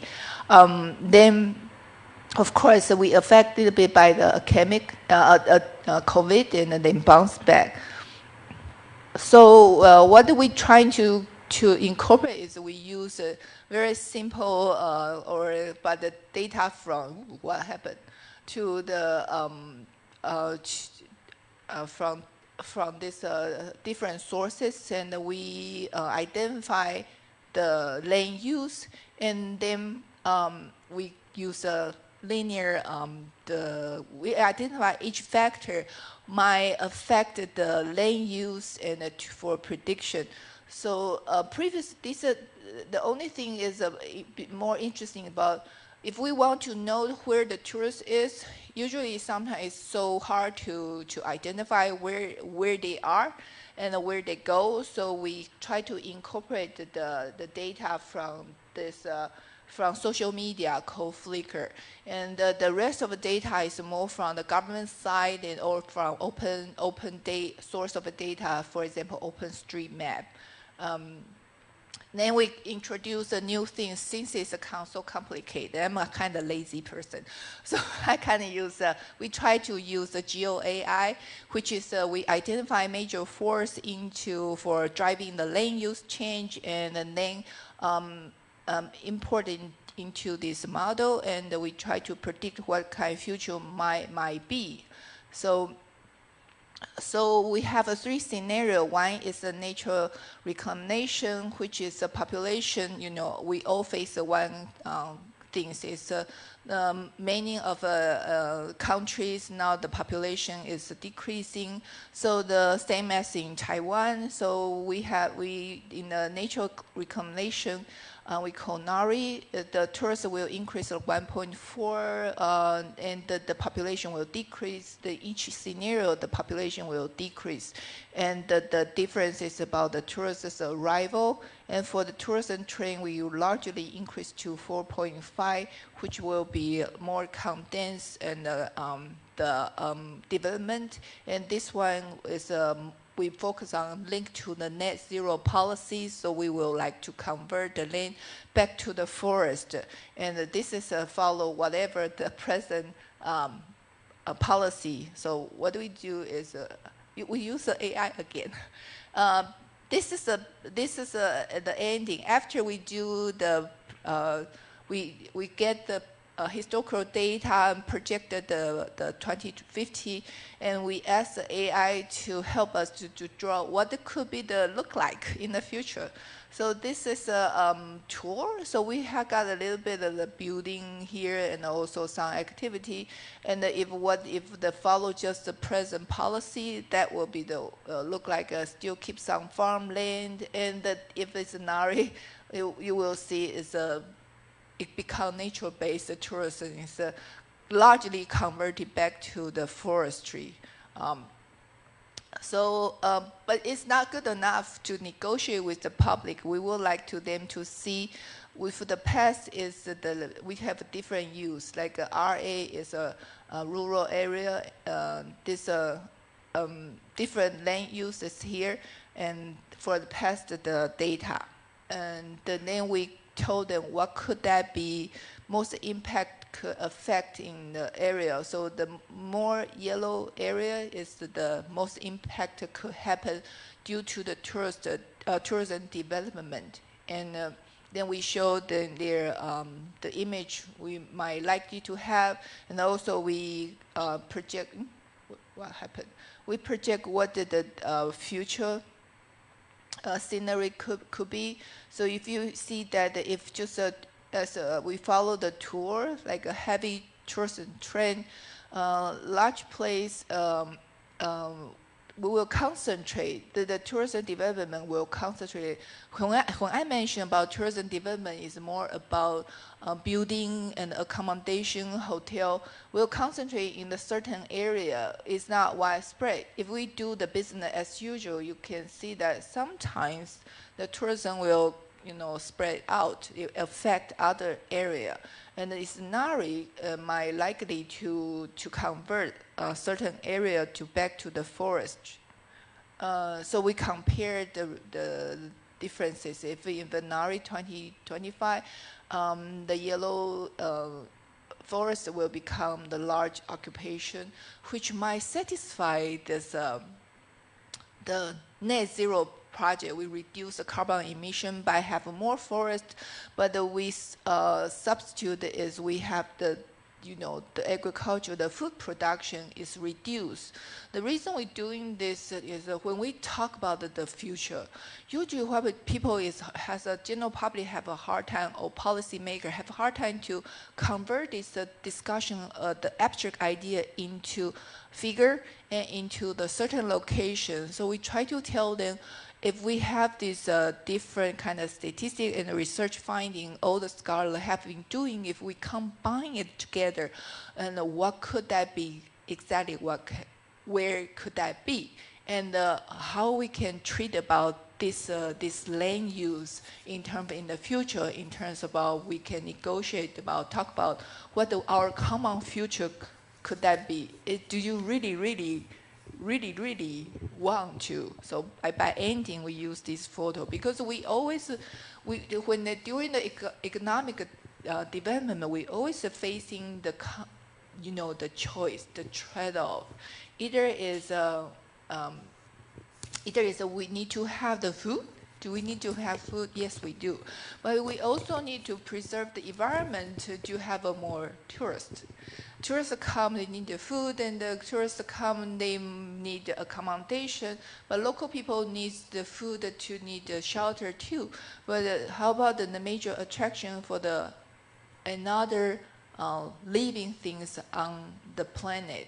So we always consistently thinking about which part of a piece of land we should use, and should we convert it? If we have the more land to convert for the crops, do we satisfy the other purpose? So that's a consistent trade-off, and I just want to ending with a question. So if we want to have a sustainable path and the tourism development, and we need to have more economic income, could that be possible? Or what kind of change should the policy should make? And do we need to increase the land for the forestry, and instead of had to reduce the production of our crop? Or do we need to have more tourists to come, so we need to build more accommodation, or we need to confine and limit the tourist development in the certain area and leave the rest of the land with more forest coverage? And that's all things we need to talk about. It's not one single solution. Is we need to discuss what could likely possible future you really would like to. So then we think about the back, as a human being, we probably need to adjust what we have right now and what our future and the behavior we need to take, the action we take, and then we can together to really share the common future. Yeah, thank you. Thank you very much, Professor Yulan Yuan, for a wonderful presentations and a thoughtful questions for us to think about. Next, we have managing supply chains during crisis, strategies and best practices by Professor Toga Sumitupeng from Bandung Institution of Technology, Indonesia. Everyone, please welcome Professor Sumitupeng.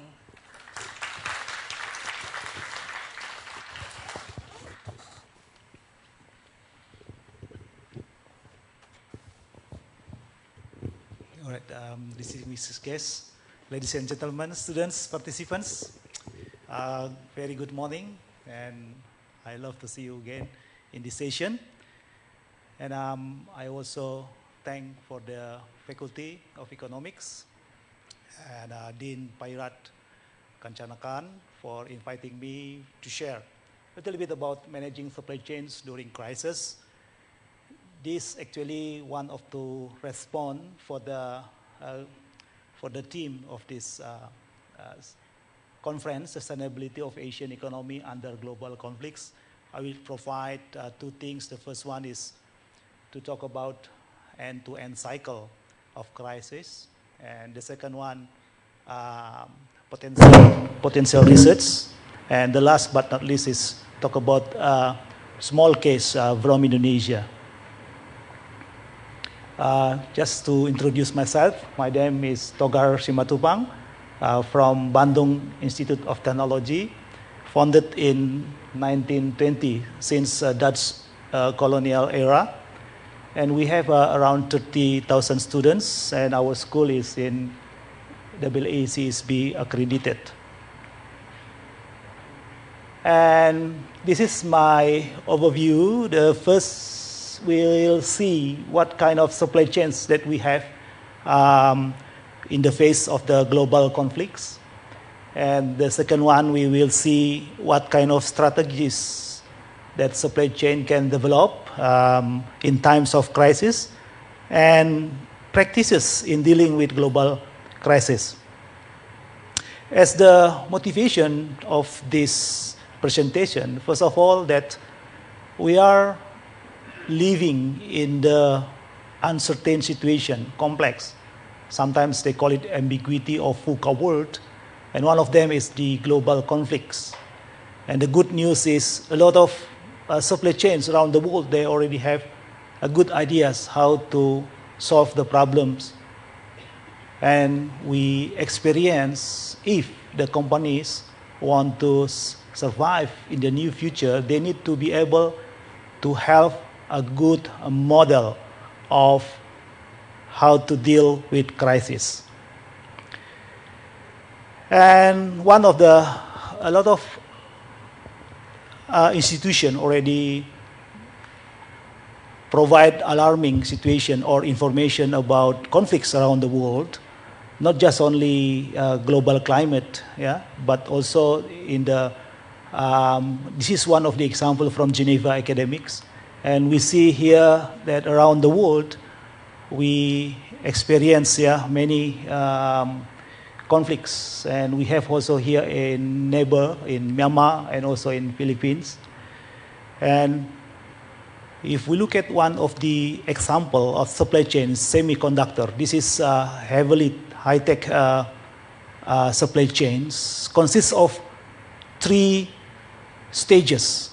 The first stage is R&D, especially they use IP, intellectual properties to establish the semiconductors. The second stage is production, tests, and fitting, and the third one is distribution. As an illustration here, if something happened here, this is a geopolitical risk that's exposed this region from the production. This is Indochina, and we got here problem with Spratly Island between Taiwan and China. And this will affect all of them, including the states of the IP development or licensing, and production side of it, and of course the distribution side of it. So it will result in high inventory risk for the distribution in US or in Europe or maybe in the other part of the region. So different upstream to the downstream of the supply chain, they have a different impact of the global conflicts. Yeah? For example here, like in the sourcing, how we can get raw materials, 74% shortages coming from critical parts of material, and it will affect the production system and stagnation as well as not inefficient. Supply chain disruptions are costly. So if we look at 3 major supply chain or value chain, the first one is electronic manufacturer, the second one is computer maker, and the last one global automaker. As to give the nuance, the number, the Thailand floods in 2011 itself can affect reduction in global output around 5%. It will cost around 5 billion lost sales and needs time around 6 months to recover from the situation. So this is why the company have to look at closely how they can face these unavoidable events. Let us see the terminology of the crisis itself. So if we look at supply chain as 2 main components, first is supply chain itself, and the second one is the surrounding or the times. This is the normal times, means that the supply chain itself and the time itself is a normal. Nothing happens, so we do our usual business. However, when we say crisis, the question is where and when. Let us see the when, where section. The first one, it could be supply chain in crisis times. So the time is in crisis, in the pandemic, in the global conflict, or the climate change effects. So supply chain is okay, but the problem is the ecosystem. The second one, the second possibility is the supply chain is in crisis. Might be flooding, or might be internal matters, and the global environment is okay. Yeah, nothing happened to the global environment. The worst case is both of them. Both supply chain itself and the surrounding, the ecosystem, they are in the crisis times. So all these three possibilities can happen in any supply chain. What happened actually in the supply chain reaction when they have these difficult times? So we can develop these three stages: pre-crisis, intra-crisis, and post-crisis. Yeah? So pre-crisis means is the preparation stage and also mitigation stage. When the event strikes the supply chains, that's the time to call supply chain response, and then supply chains relief, and then recovery. So the first implication for that kind of stage, we have routine operation and crisis-induced operation. We are no longer only focused on competitive priorities of the companies, like low cost, timely delivery, flexibility, and quality, but we also incorporate or integrate these restorative priorities when something happens, like critical supplies with essential services, timely response with recovery, traceability, and safety with security. So this is the future research that already demanded, yeah, from the scholars. So over here, we provide 4 conceptual models what the research team in the future that we will do. The first one is focus on uncertainty itself.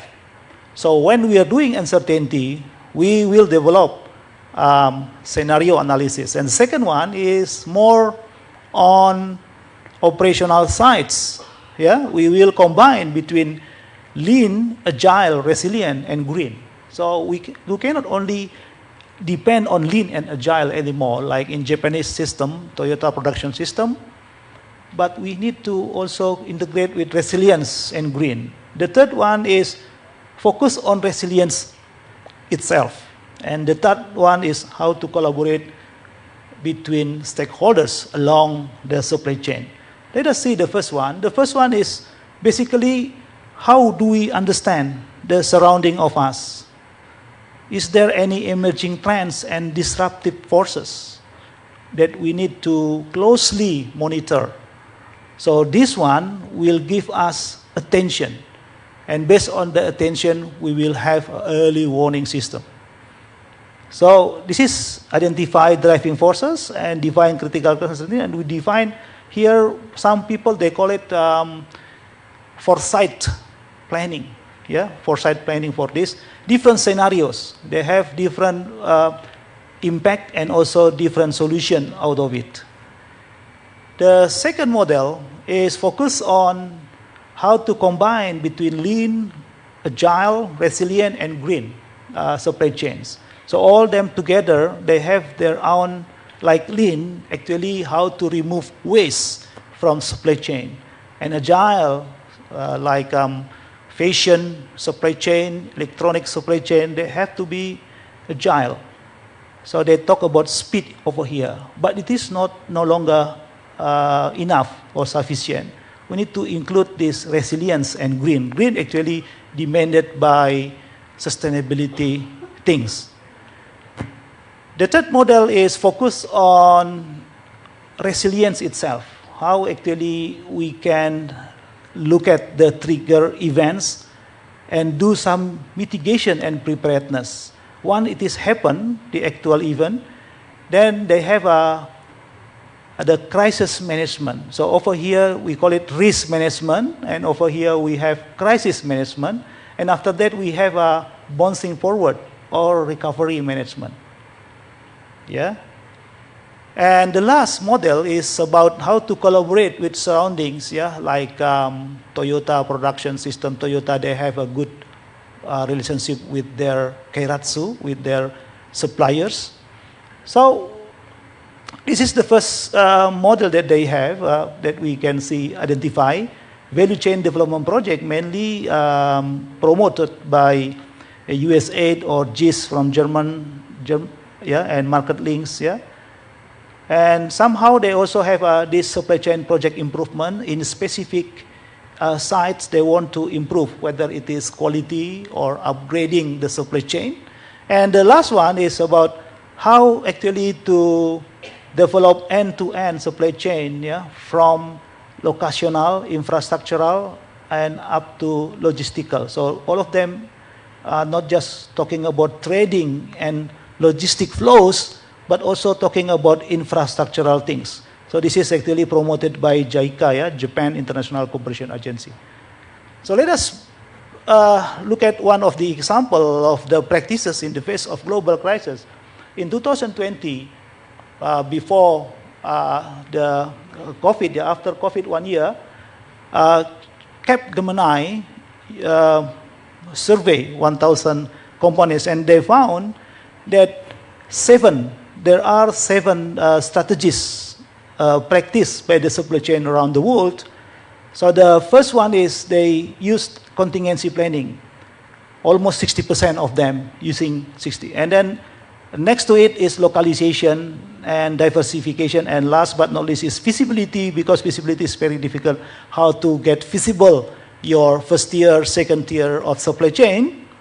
Then the survey show that less than 4% of organizations demonstrate strength across all 7 areas of crisis resilience. So very small, actually, yeah? Less than 4%. Okay, let us see one of the examples from Indonesia. They use these localization strategies, how to deal with crisis time. So this is industrial estate, nickel. Nickel is one of the important minerals used in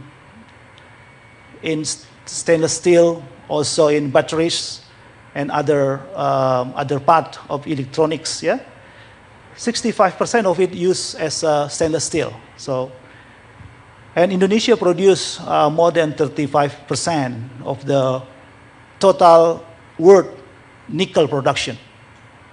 So so our government invited from Europe, from US, from China, or Japan, or Korea, yeah, to invest, but only 3 requirements. The first requirement is basically localization. What does it mean, localization? They use local resources, whether it is third-party logistics or human resource, local human resource, or might be to improve the value added of the minerals.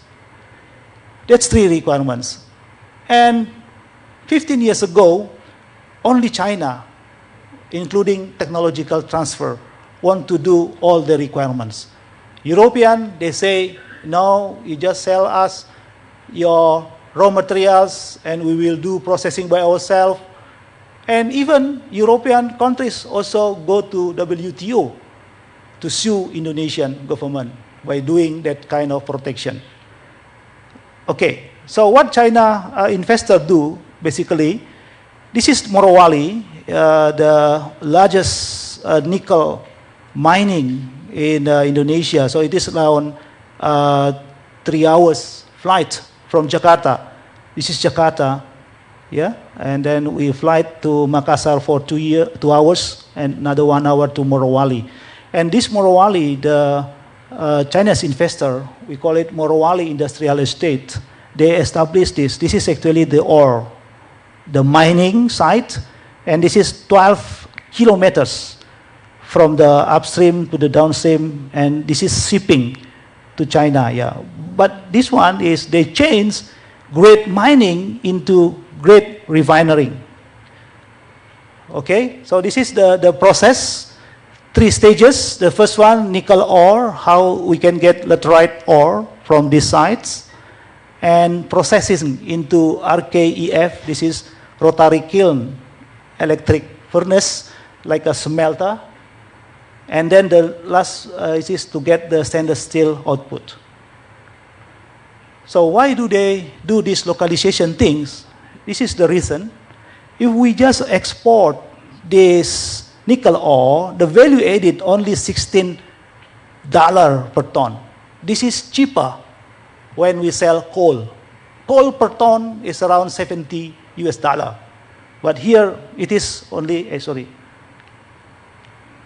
okay?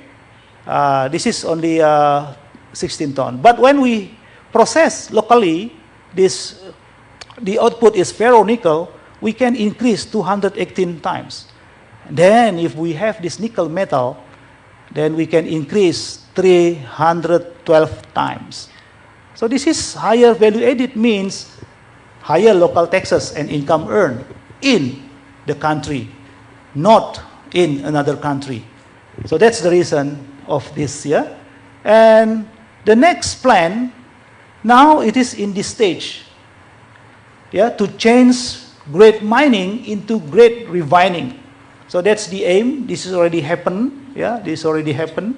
We have our own smelter in Indonesia. But this is actually, like I mentioned, 2 applications. The biggest application, one is for stainless steel. The second one is for batteries. Batteries not just using for EV, yeah, but also for this one energy storage system as well.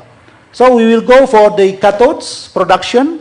Yeah, this is nickel, cobalt, aluminum or manganese, and also lithium batteries and EV and ESS. And some company, they already have interest or might be already developed, like this POSCO and also CATL. They have this investment in Indonesia.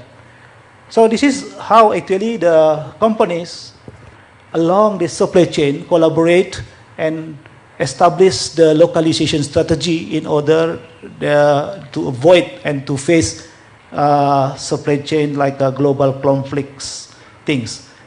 As a conclusion, first of all, supply chain disruption is with us, yeah, are with us, and we cannot avoid them. And somehow also this is unknown situation. We cannot predict very well. But what we are doing here is, are we ready to experience something similar again? Yeah. And the second conclusion is, there is the routine times. We have to combine between routine times and times of crisis. And the third one, actually, we are still looking for best practices around the world, how to deal with global conflict or maybe uncertain distractions. That's all my talk, and thank you for your kind attention. Thank you very much, Professor Simatupang, for a insightful presentations and thoughtful concluding remarks. And now we will open the floor for the questions. Anyone have the questions? Please don't hesitate to raise your hand.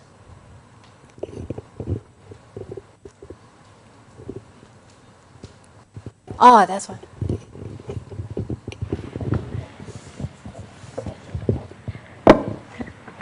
Thank you very much. My name is, as a protocol, right?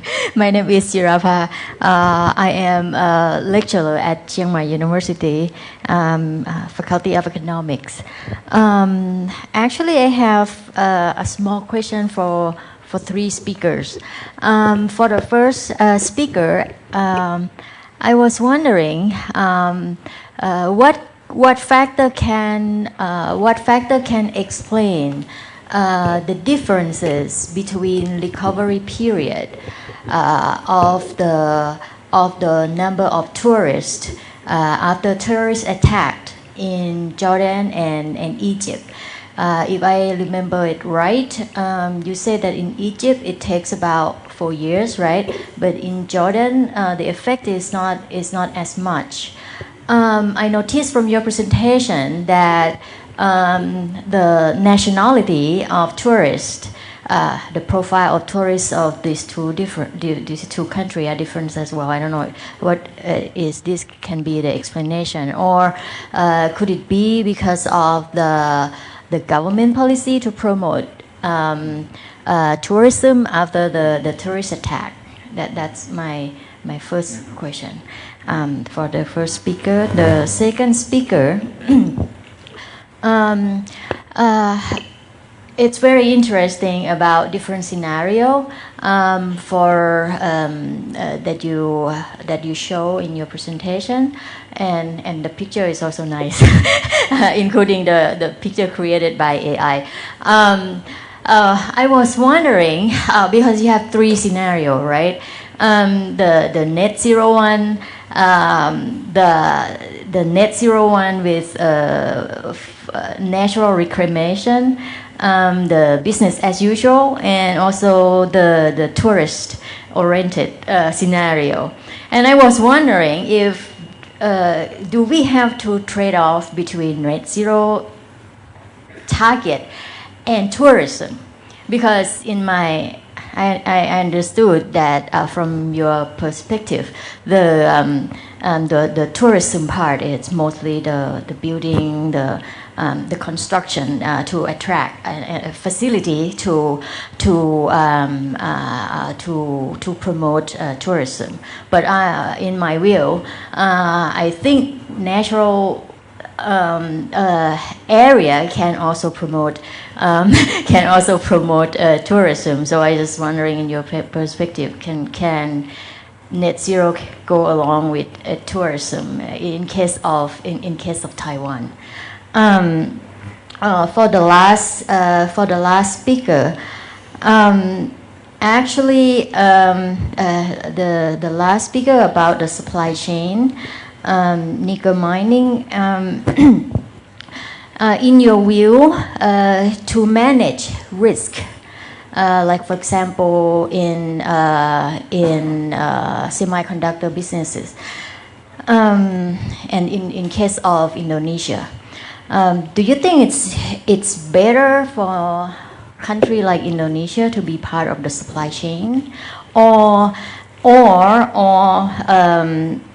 be integrate all the supply chain and become the producer of the whole supply chain, like semiconductor? I mean, Indonesia have a lot of raw material to produce a supply chain, but then is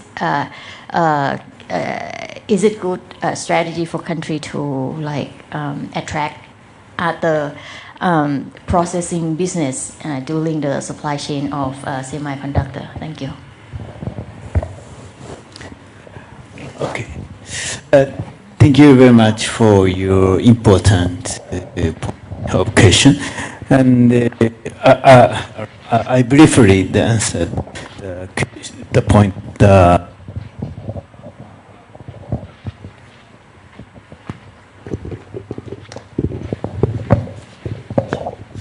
Thank you. You asked that the reason the number of tourists visiting Jordan is not increasing, despite the number of terror attacks is not so much.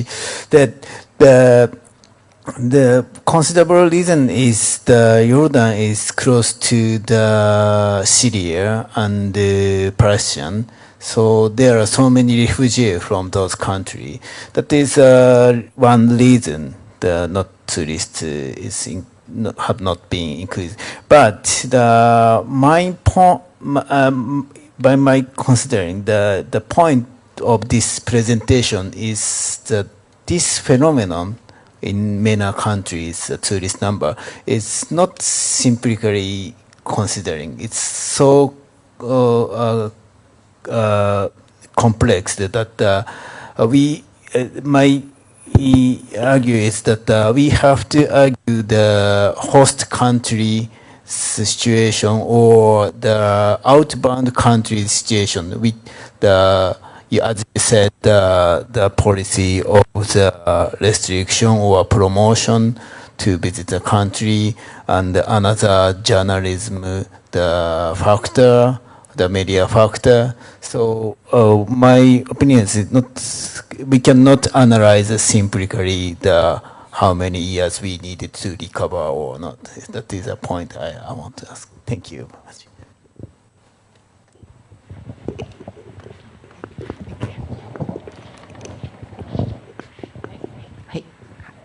Yeah, thank you for asking questions. I will say that what we are facing for the land use issue is a global questions, but they have come into but always we need to put this question into the local context. In Taiwan, we relatively a small country, and is a highly, I think, is it world number 2 most highly populated area. So so two things we need to consider. One is that we just had our national policy, land use policy. So every type of land use and the location we just have be policy, made, and the next step need to communicate with the local public.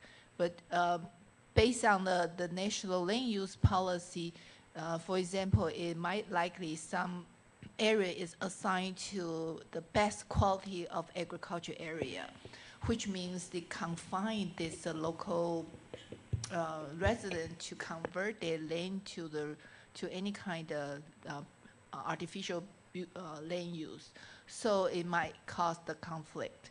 So what we were trying to do that by building the scenario based on the national land use policy, usually when we communicate with the general public, they will argue that what is not why you change my land, not his. Yeah, it's always it always negotiate why the neighbors should do this. It never be me. I need to convert my land, so we have those high-end hotel to be luxury, and have a tourist to come. Yeah, so the question is, I think. So in Taiwan, we have a limited land for the second thing is that for the present, if we consider this net zero policy for increase the proportion of the forest in Taiwan, the answer is no. We already have the most of the land. I mean, one third of the land for assigned to the forestry. So where is other land has to be secure for the food productions and also for the resident, the daily use for the resident. So so we try to think about what if we propose this alternative, maybe another like a supply chain is the other new invention or way of doing things can come in, saying that we are, come on paceway.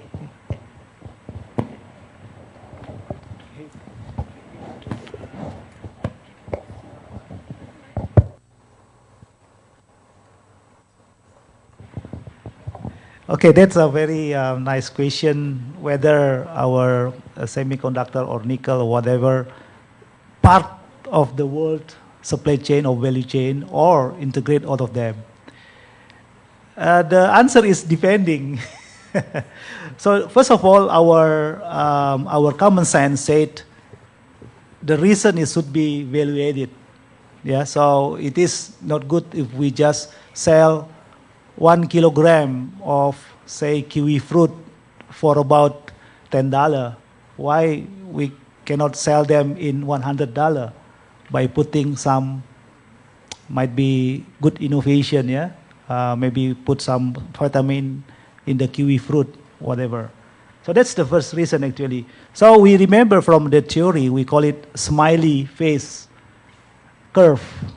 So smiley face curve basically tell us that the lowest value added is in the production side. Value added first stage is in the design, the second stage in the production, and the third stage in distribution or marketing. And the lowest value added is in the production. So why we should focus on low value added? So if we can increase them into better, maybe like the example that I mentioned, it is 1,000 times. Why not? Why just was focused? Because this is actually make us equal with developed countries.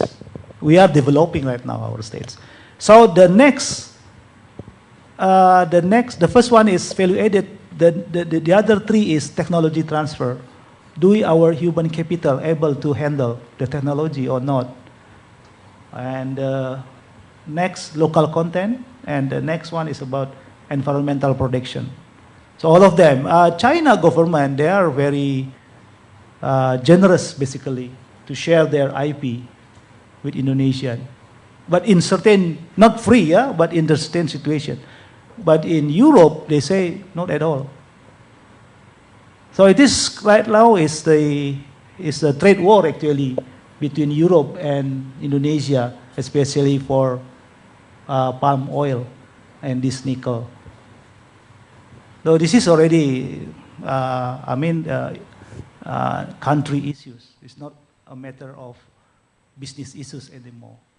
Otherwise, like in Taiwan or maybe in Japan, even in Korea, government has to present in the face of the global value chain. I think Thailand also there, because Thailand is very good in OFOP, one village, one product, and the product already in Indonesia.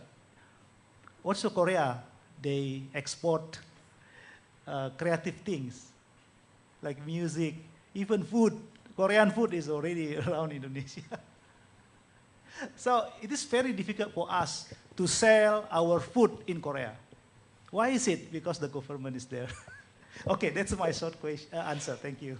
So, thank you very much for the participants and speaker for a constructive and insightful question and answers. Due to time constraint, we will move to another sections, cross-border trades and investment. And we have two presentations in these sections.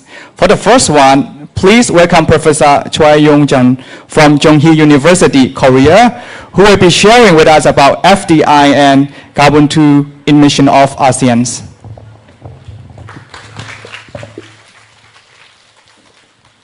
Good morning, everybody. My name is Yong-jun Choi. I'm a professor of international trade of Gyeonggi University, which is located in Seoul, Korea. So he told me about the Korea. Korea sells not only the semiconductor, but also the music and the food and other things. So I'd like to share some ideas or concepts about the sustainability and economic development of the ASEAN economies under the global conflict. Nowadays, the United States and China are facing some competition, the strategic competition.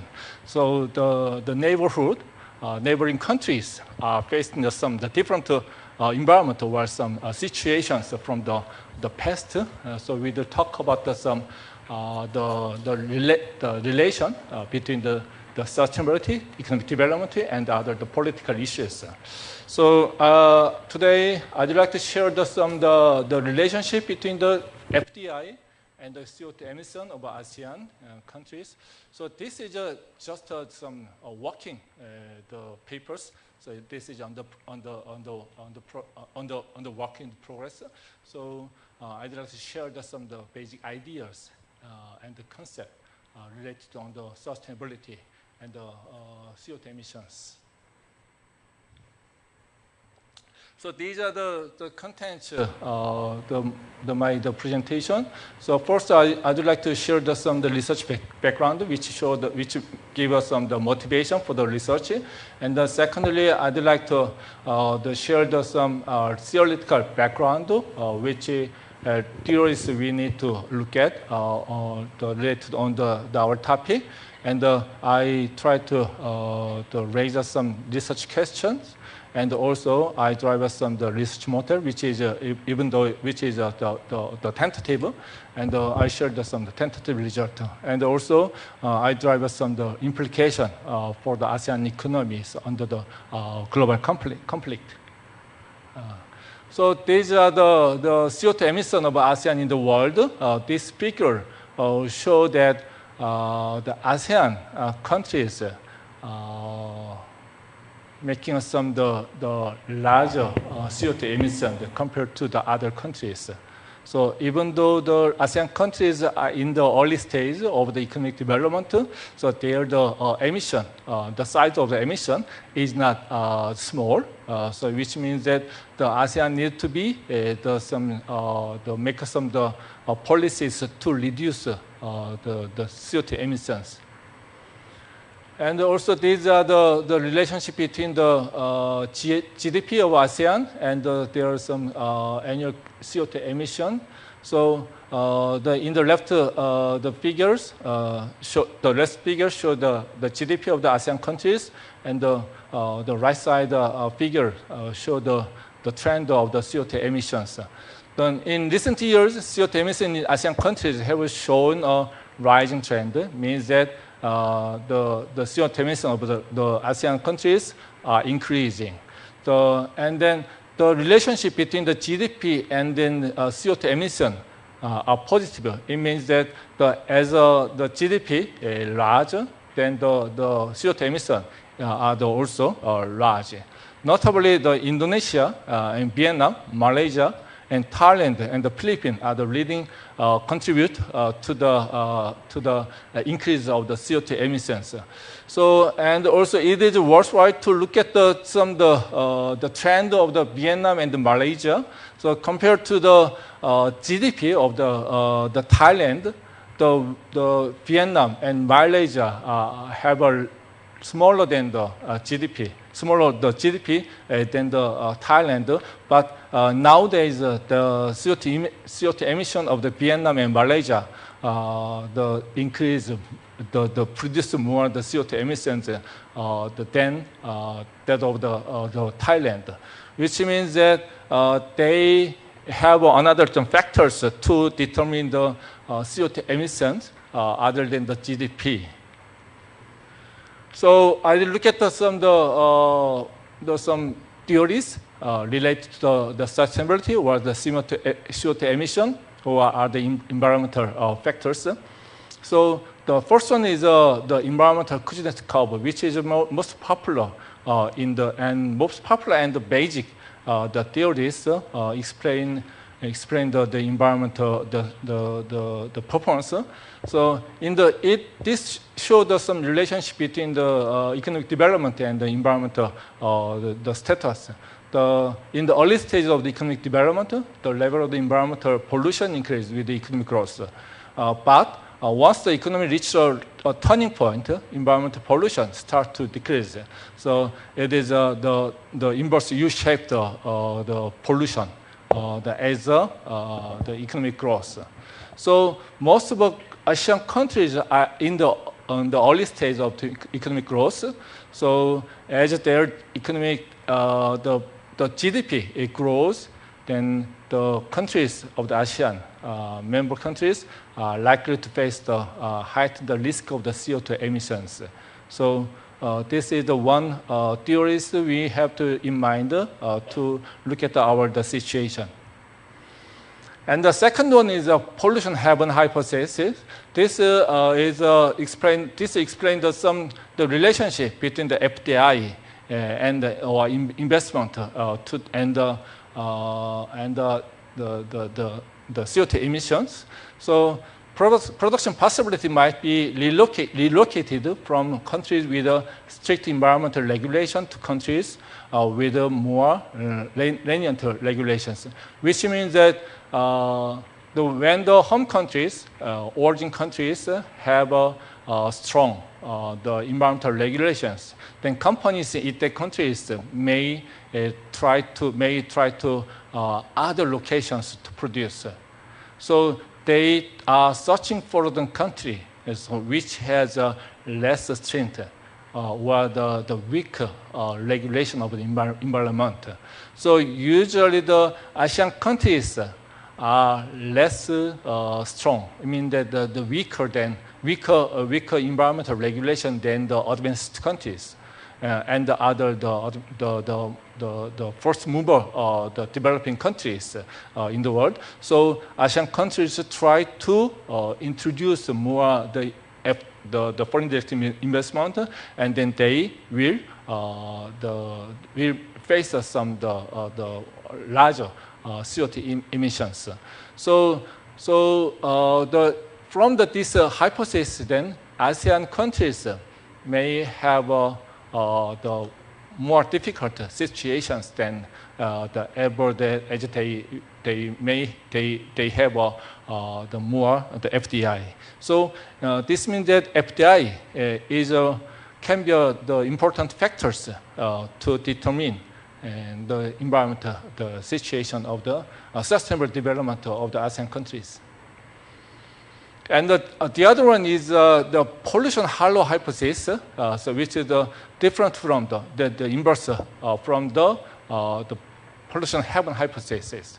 It means that the multinational corporations can contribute to the reduced carbon emissions in the host country by transporting the production process.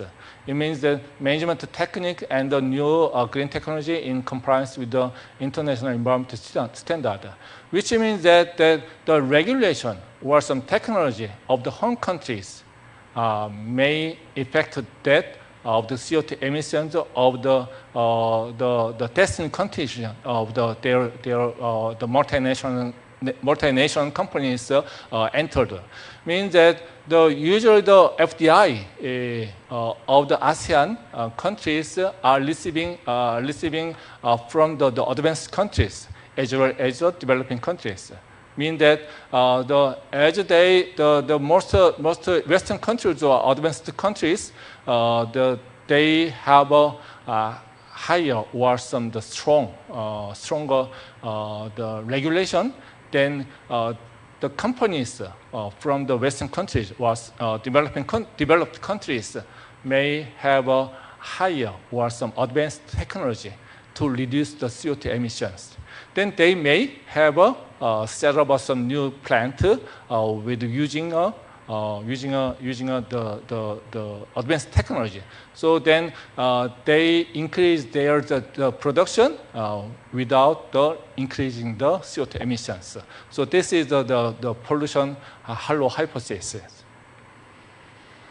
And the last one is the portal hypothesis. Portal is a very the popular, famous the economist, and he explained some environmental regulation and then the technology development or innovation. So well-defined environmental regulation can lead to long-term innovation in business, and the application of new product technology can enhance industrial competitiveness. It means that if one country has some well-defined environmental regulations, then the companies in that countries try to invest in development of new technology to reduce. Countries must develop and implement policies that encourage the advancement of clean technology. This is the important the implication for the ASEAN countries.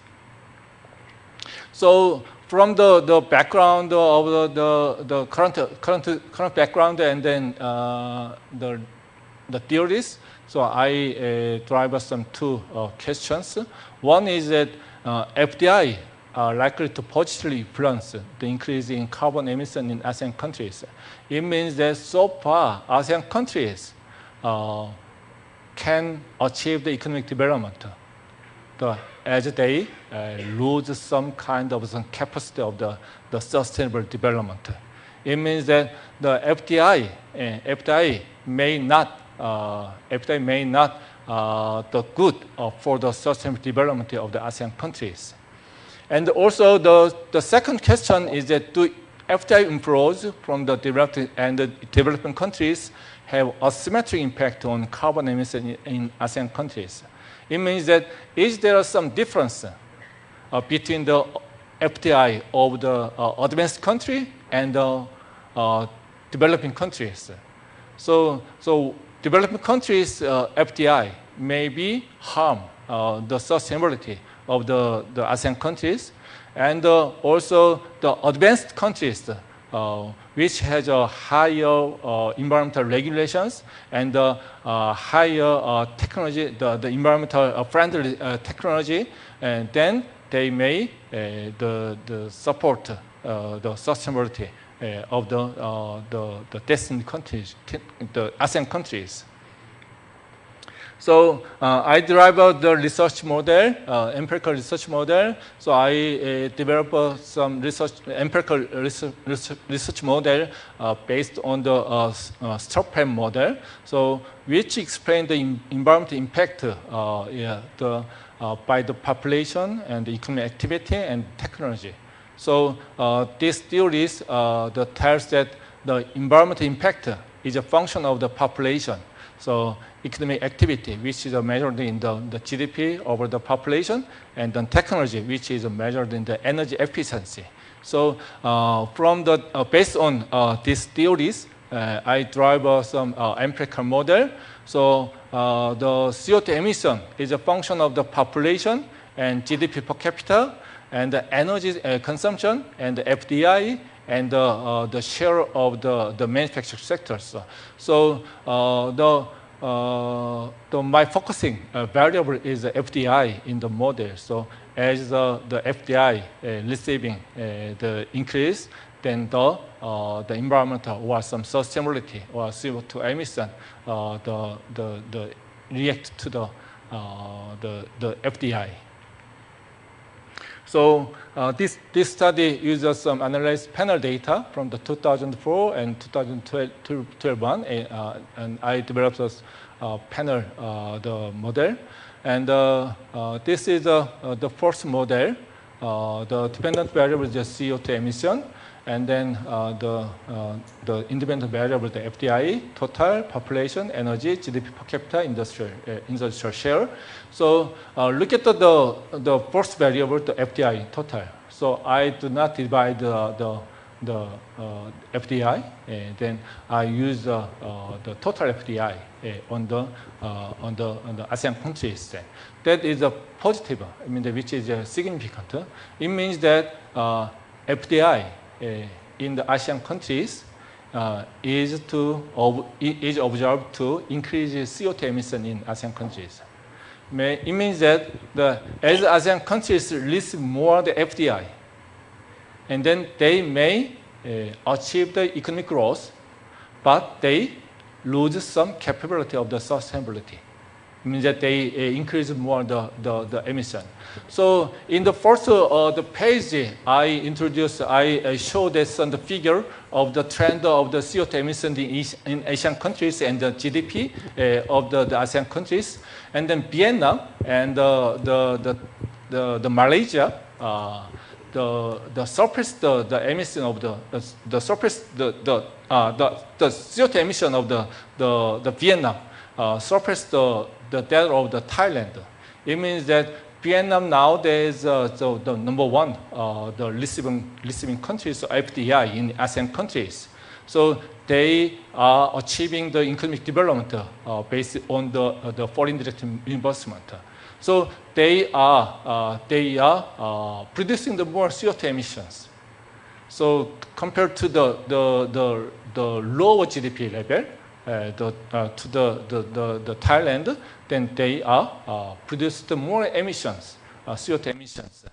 So this is as the increase in the FDI receiving, then the sustainability maybe lose is worsen in ASEAN countries. And also this is the second model. So I divide FDI into two categories. One is from the OECD countries, and the other is non-OECD countries. It means that we see that the FDI from the OECD, then which less than decrease the CO2 emission of the ASEAN countries. But FDI from the non-OECD countries increase the CO2 emission of the ASEAN countries. It means that the total FDI, the foreign direct investment into ASEAN countries can increase the CO2 emissions. But the which countries? So where what countries? ASEAN countries receive the FDI is important. Then this result support the pollution halo the hypothesis, and also this outcome support the environmental cushionist hypothesis. Environmental cushionist the hypothesis, and also this supported the pollution heaven hypothesis. So ASEAN countries are kind of some heaven for the pollution. So developing countries, especially the China or some other the earlier developing countries, the leading developing countries experienced some the economic development. Then their countries the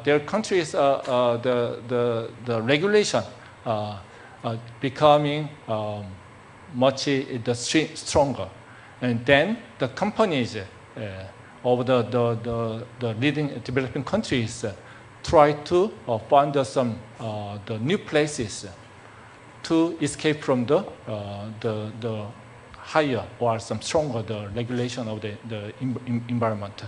So it means that FDI from the developing countries should be the cautious, or the ASEAN countries should be care about the which country they are receiving from the FDI. And also I divide it into the more countries, and then FDI EU, FDI ASEAN, FDI from China, and then definitely when you look at the FDI from China, then it increases the CO2 emission of the ASEAN countries, and the FDI EU, which has some negative side, means that the FDI from the EU countries may decrease the CO2 emissions in ASEAN countries. So this is the similar implication for the ASEAN countries in the previous model. So nowadays we are facing the US-China strategic competition, and then ASEAN is a kind of some the mostly affected areas from this strategy, the strategic competition between two countries. So nowadays the United government has enforced a sanction against Chinese industries, not only the high-tech companies, but also the traditional, the manufacturer, the industries. So these sanctions are expected to continue and become increasingly stringent.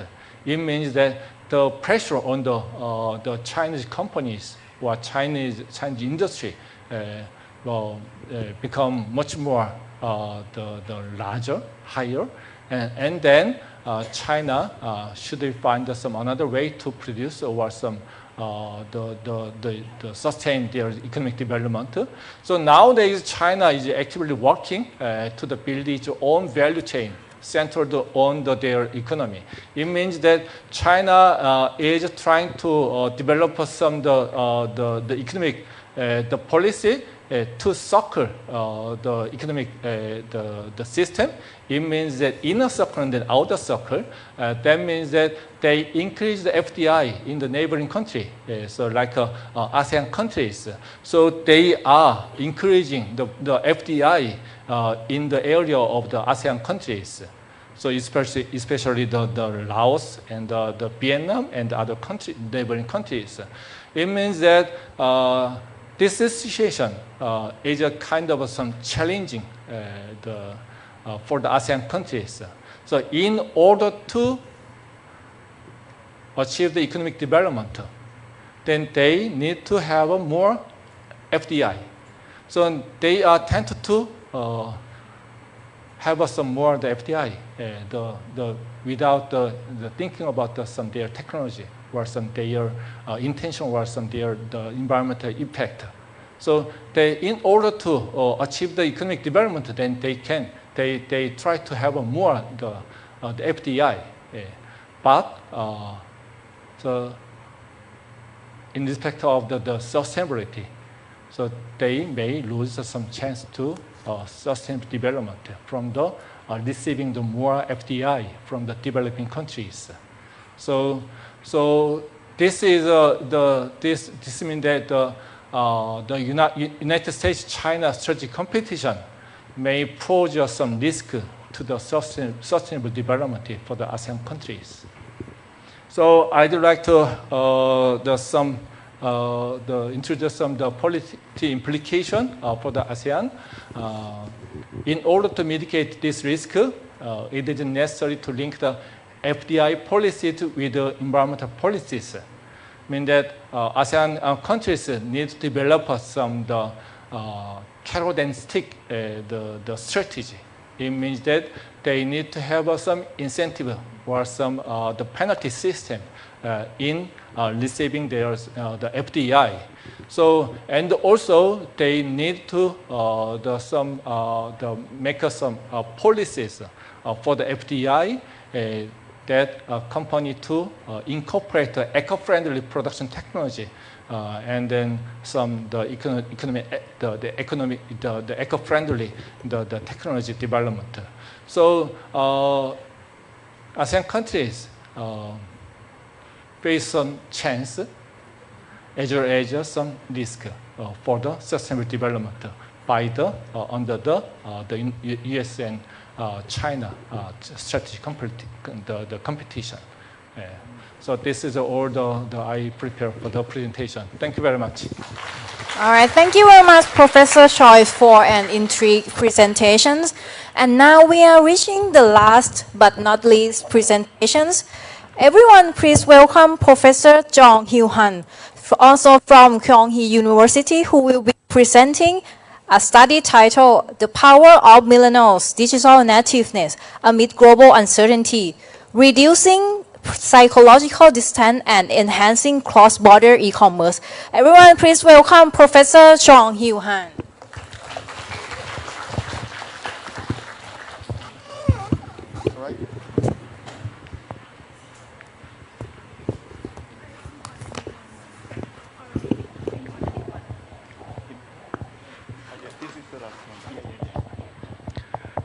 Right. I'm the last one before your lunch.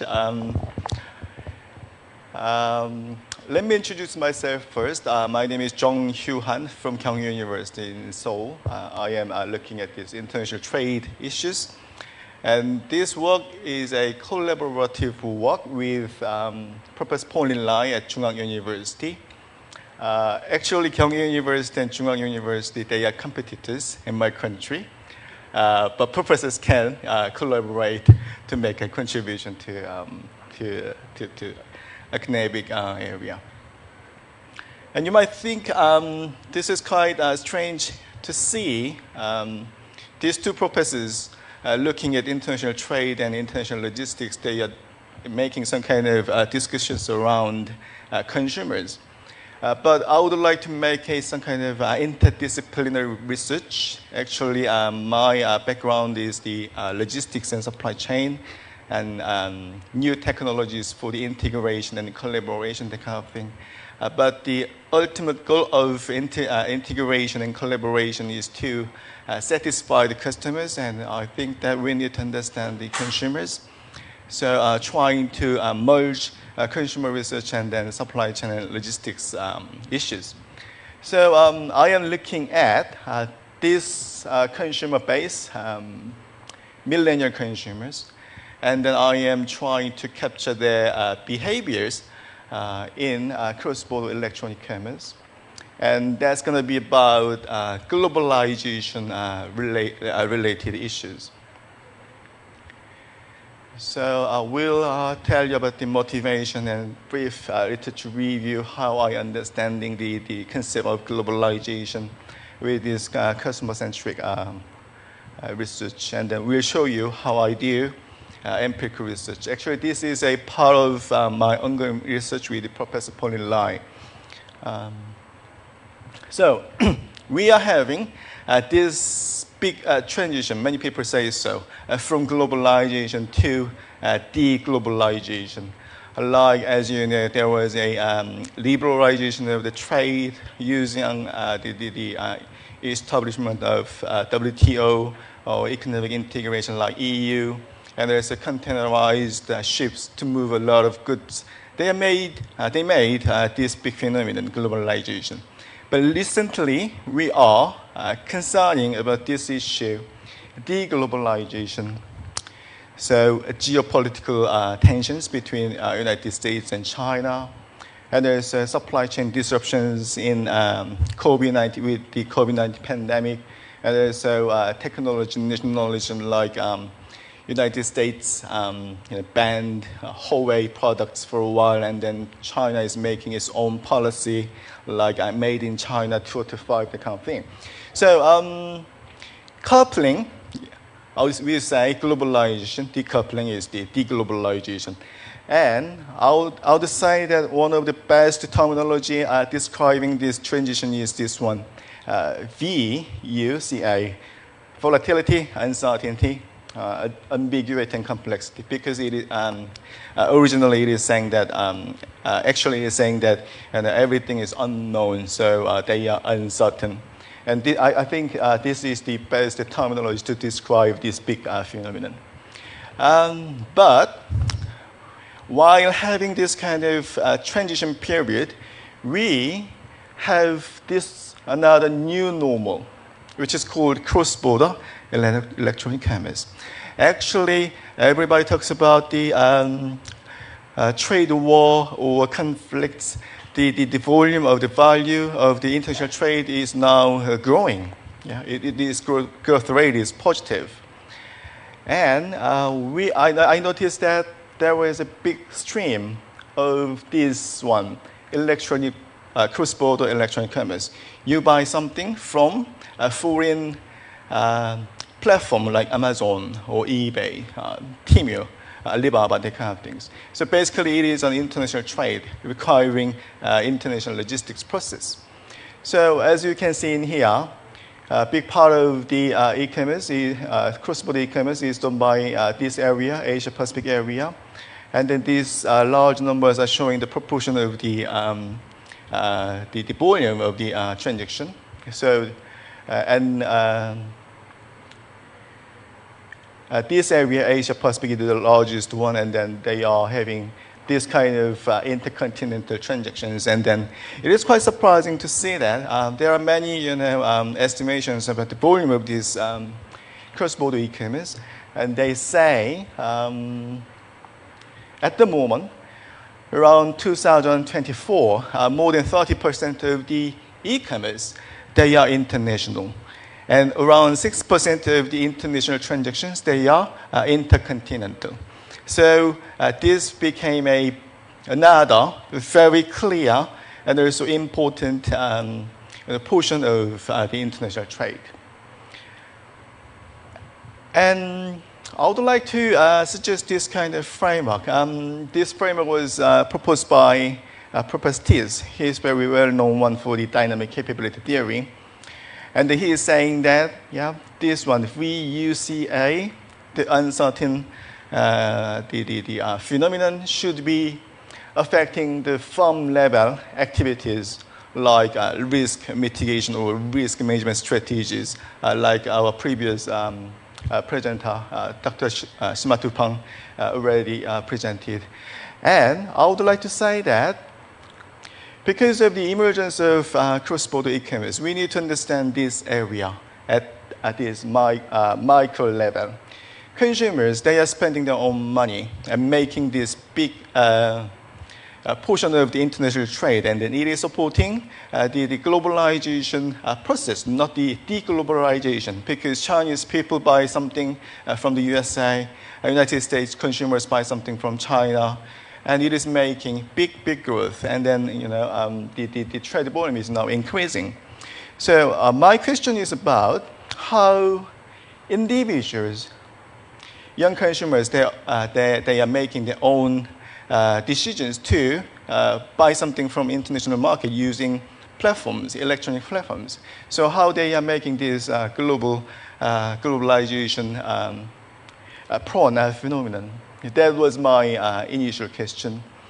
So what I have done is that I was looking at these millennial consumers' characteristics, and then I tried to figure out how they approach to the foreign sellers in these cross-border electronic contents.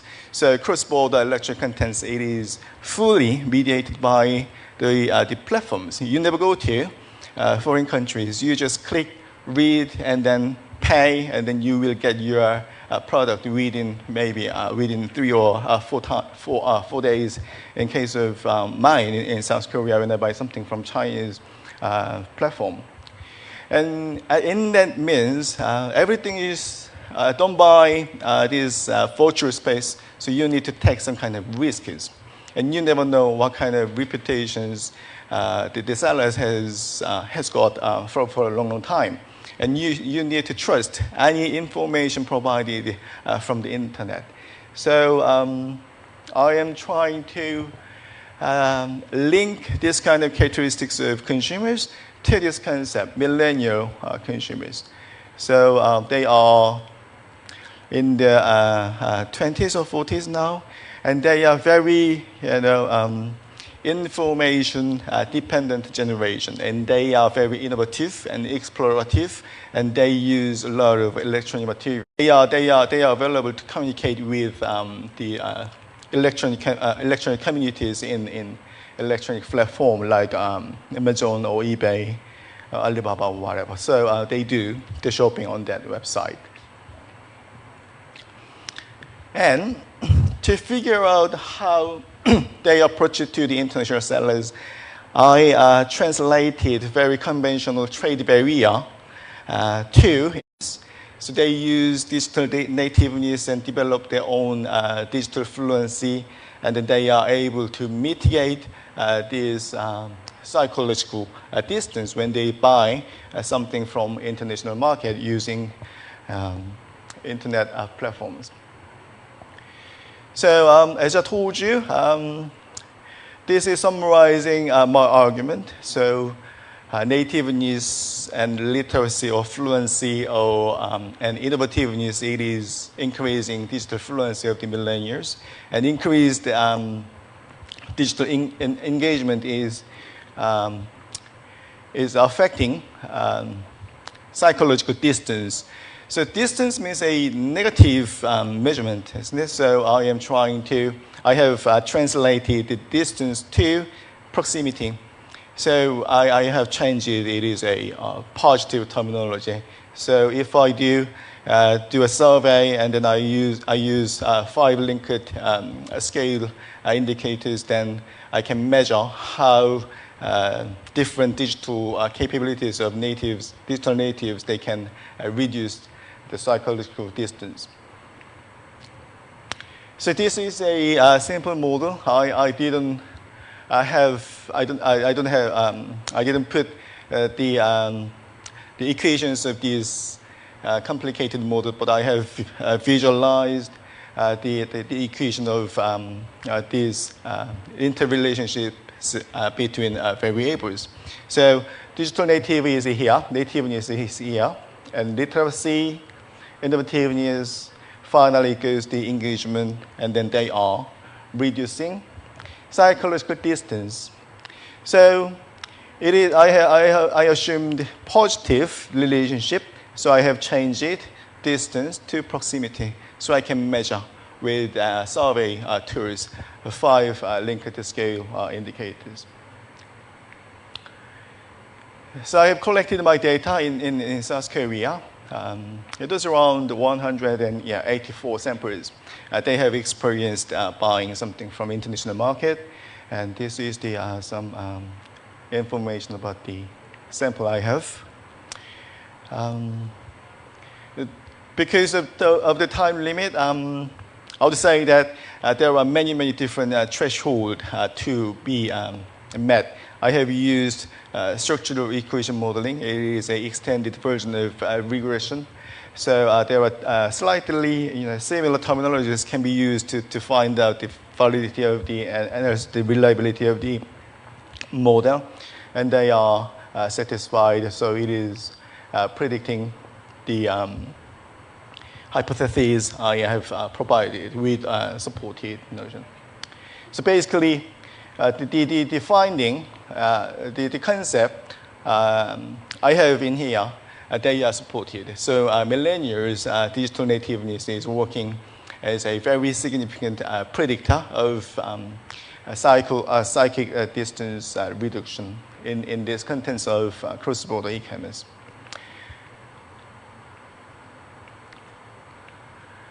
So I arrived at a conclusion. So when we are talking about the globalization, we normally think about the very big issues at the micro level, as we talked about economic integration or technology nationalism or regionalization, that kind of things. But that kind of events is affecting meso level issues, like here, yeah, as this guy presented. So on certain things, they are making a meso level impact. So business level, interfirm relationships or collaboration or flows of materials between firms, they are affected.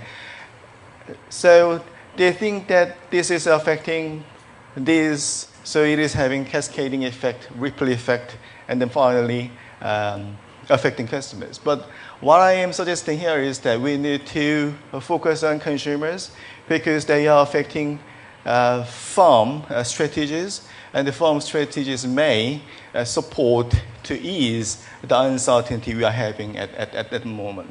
All right. So what I'm saying here is that I am highlighting this research has an inside out, not outside in, not from macro, but from a micro individual level. So the interdisciplinary research should be conducted to understand any complicated issues in this age of transition. So digital nativism with 4 different variables, they are reducing psychic distance. So the digital nativeness is very important thing. So marketing strategies or cross-border electronic commerce facilitation policies, they should consider these digital-oriented consumers' power as well.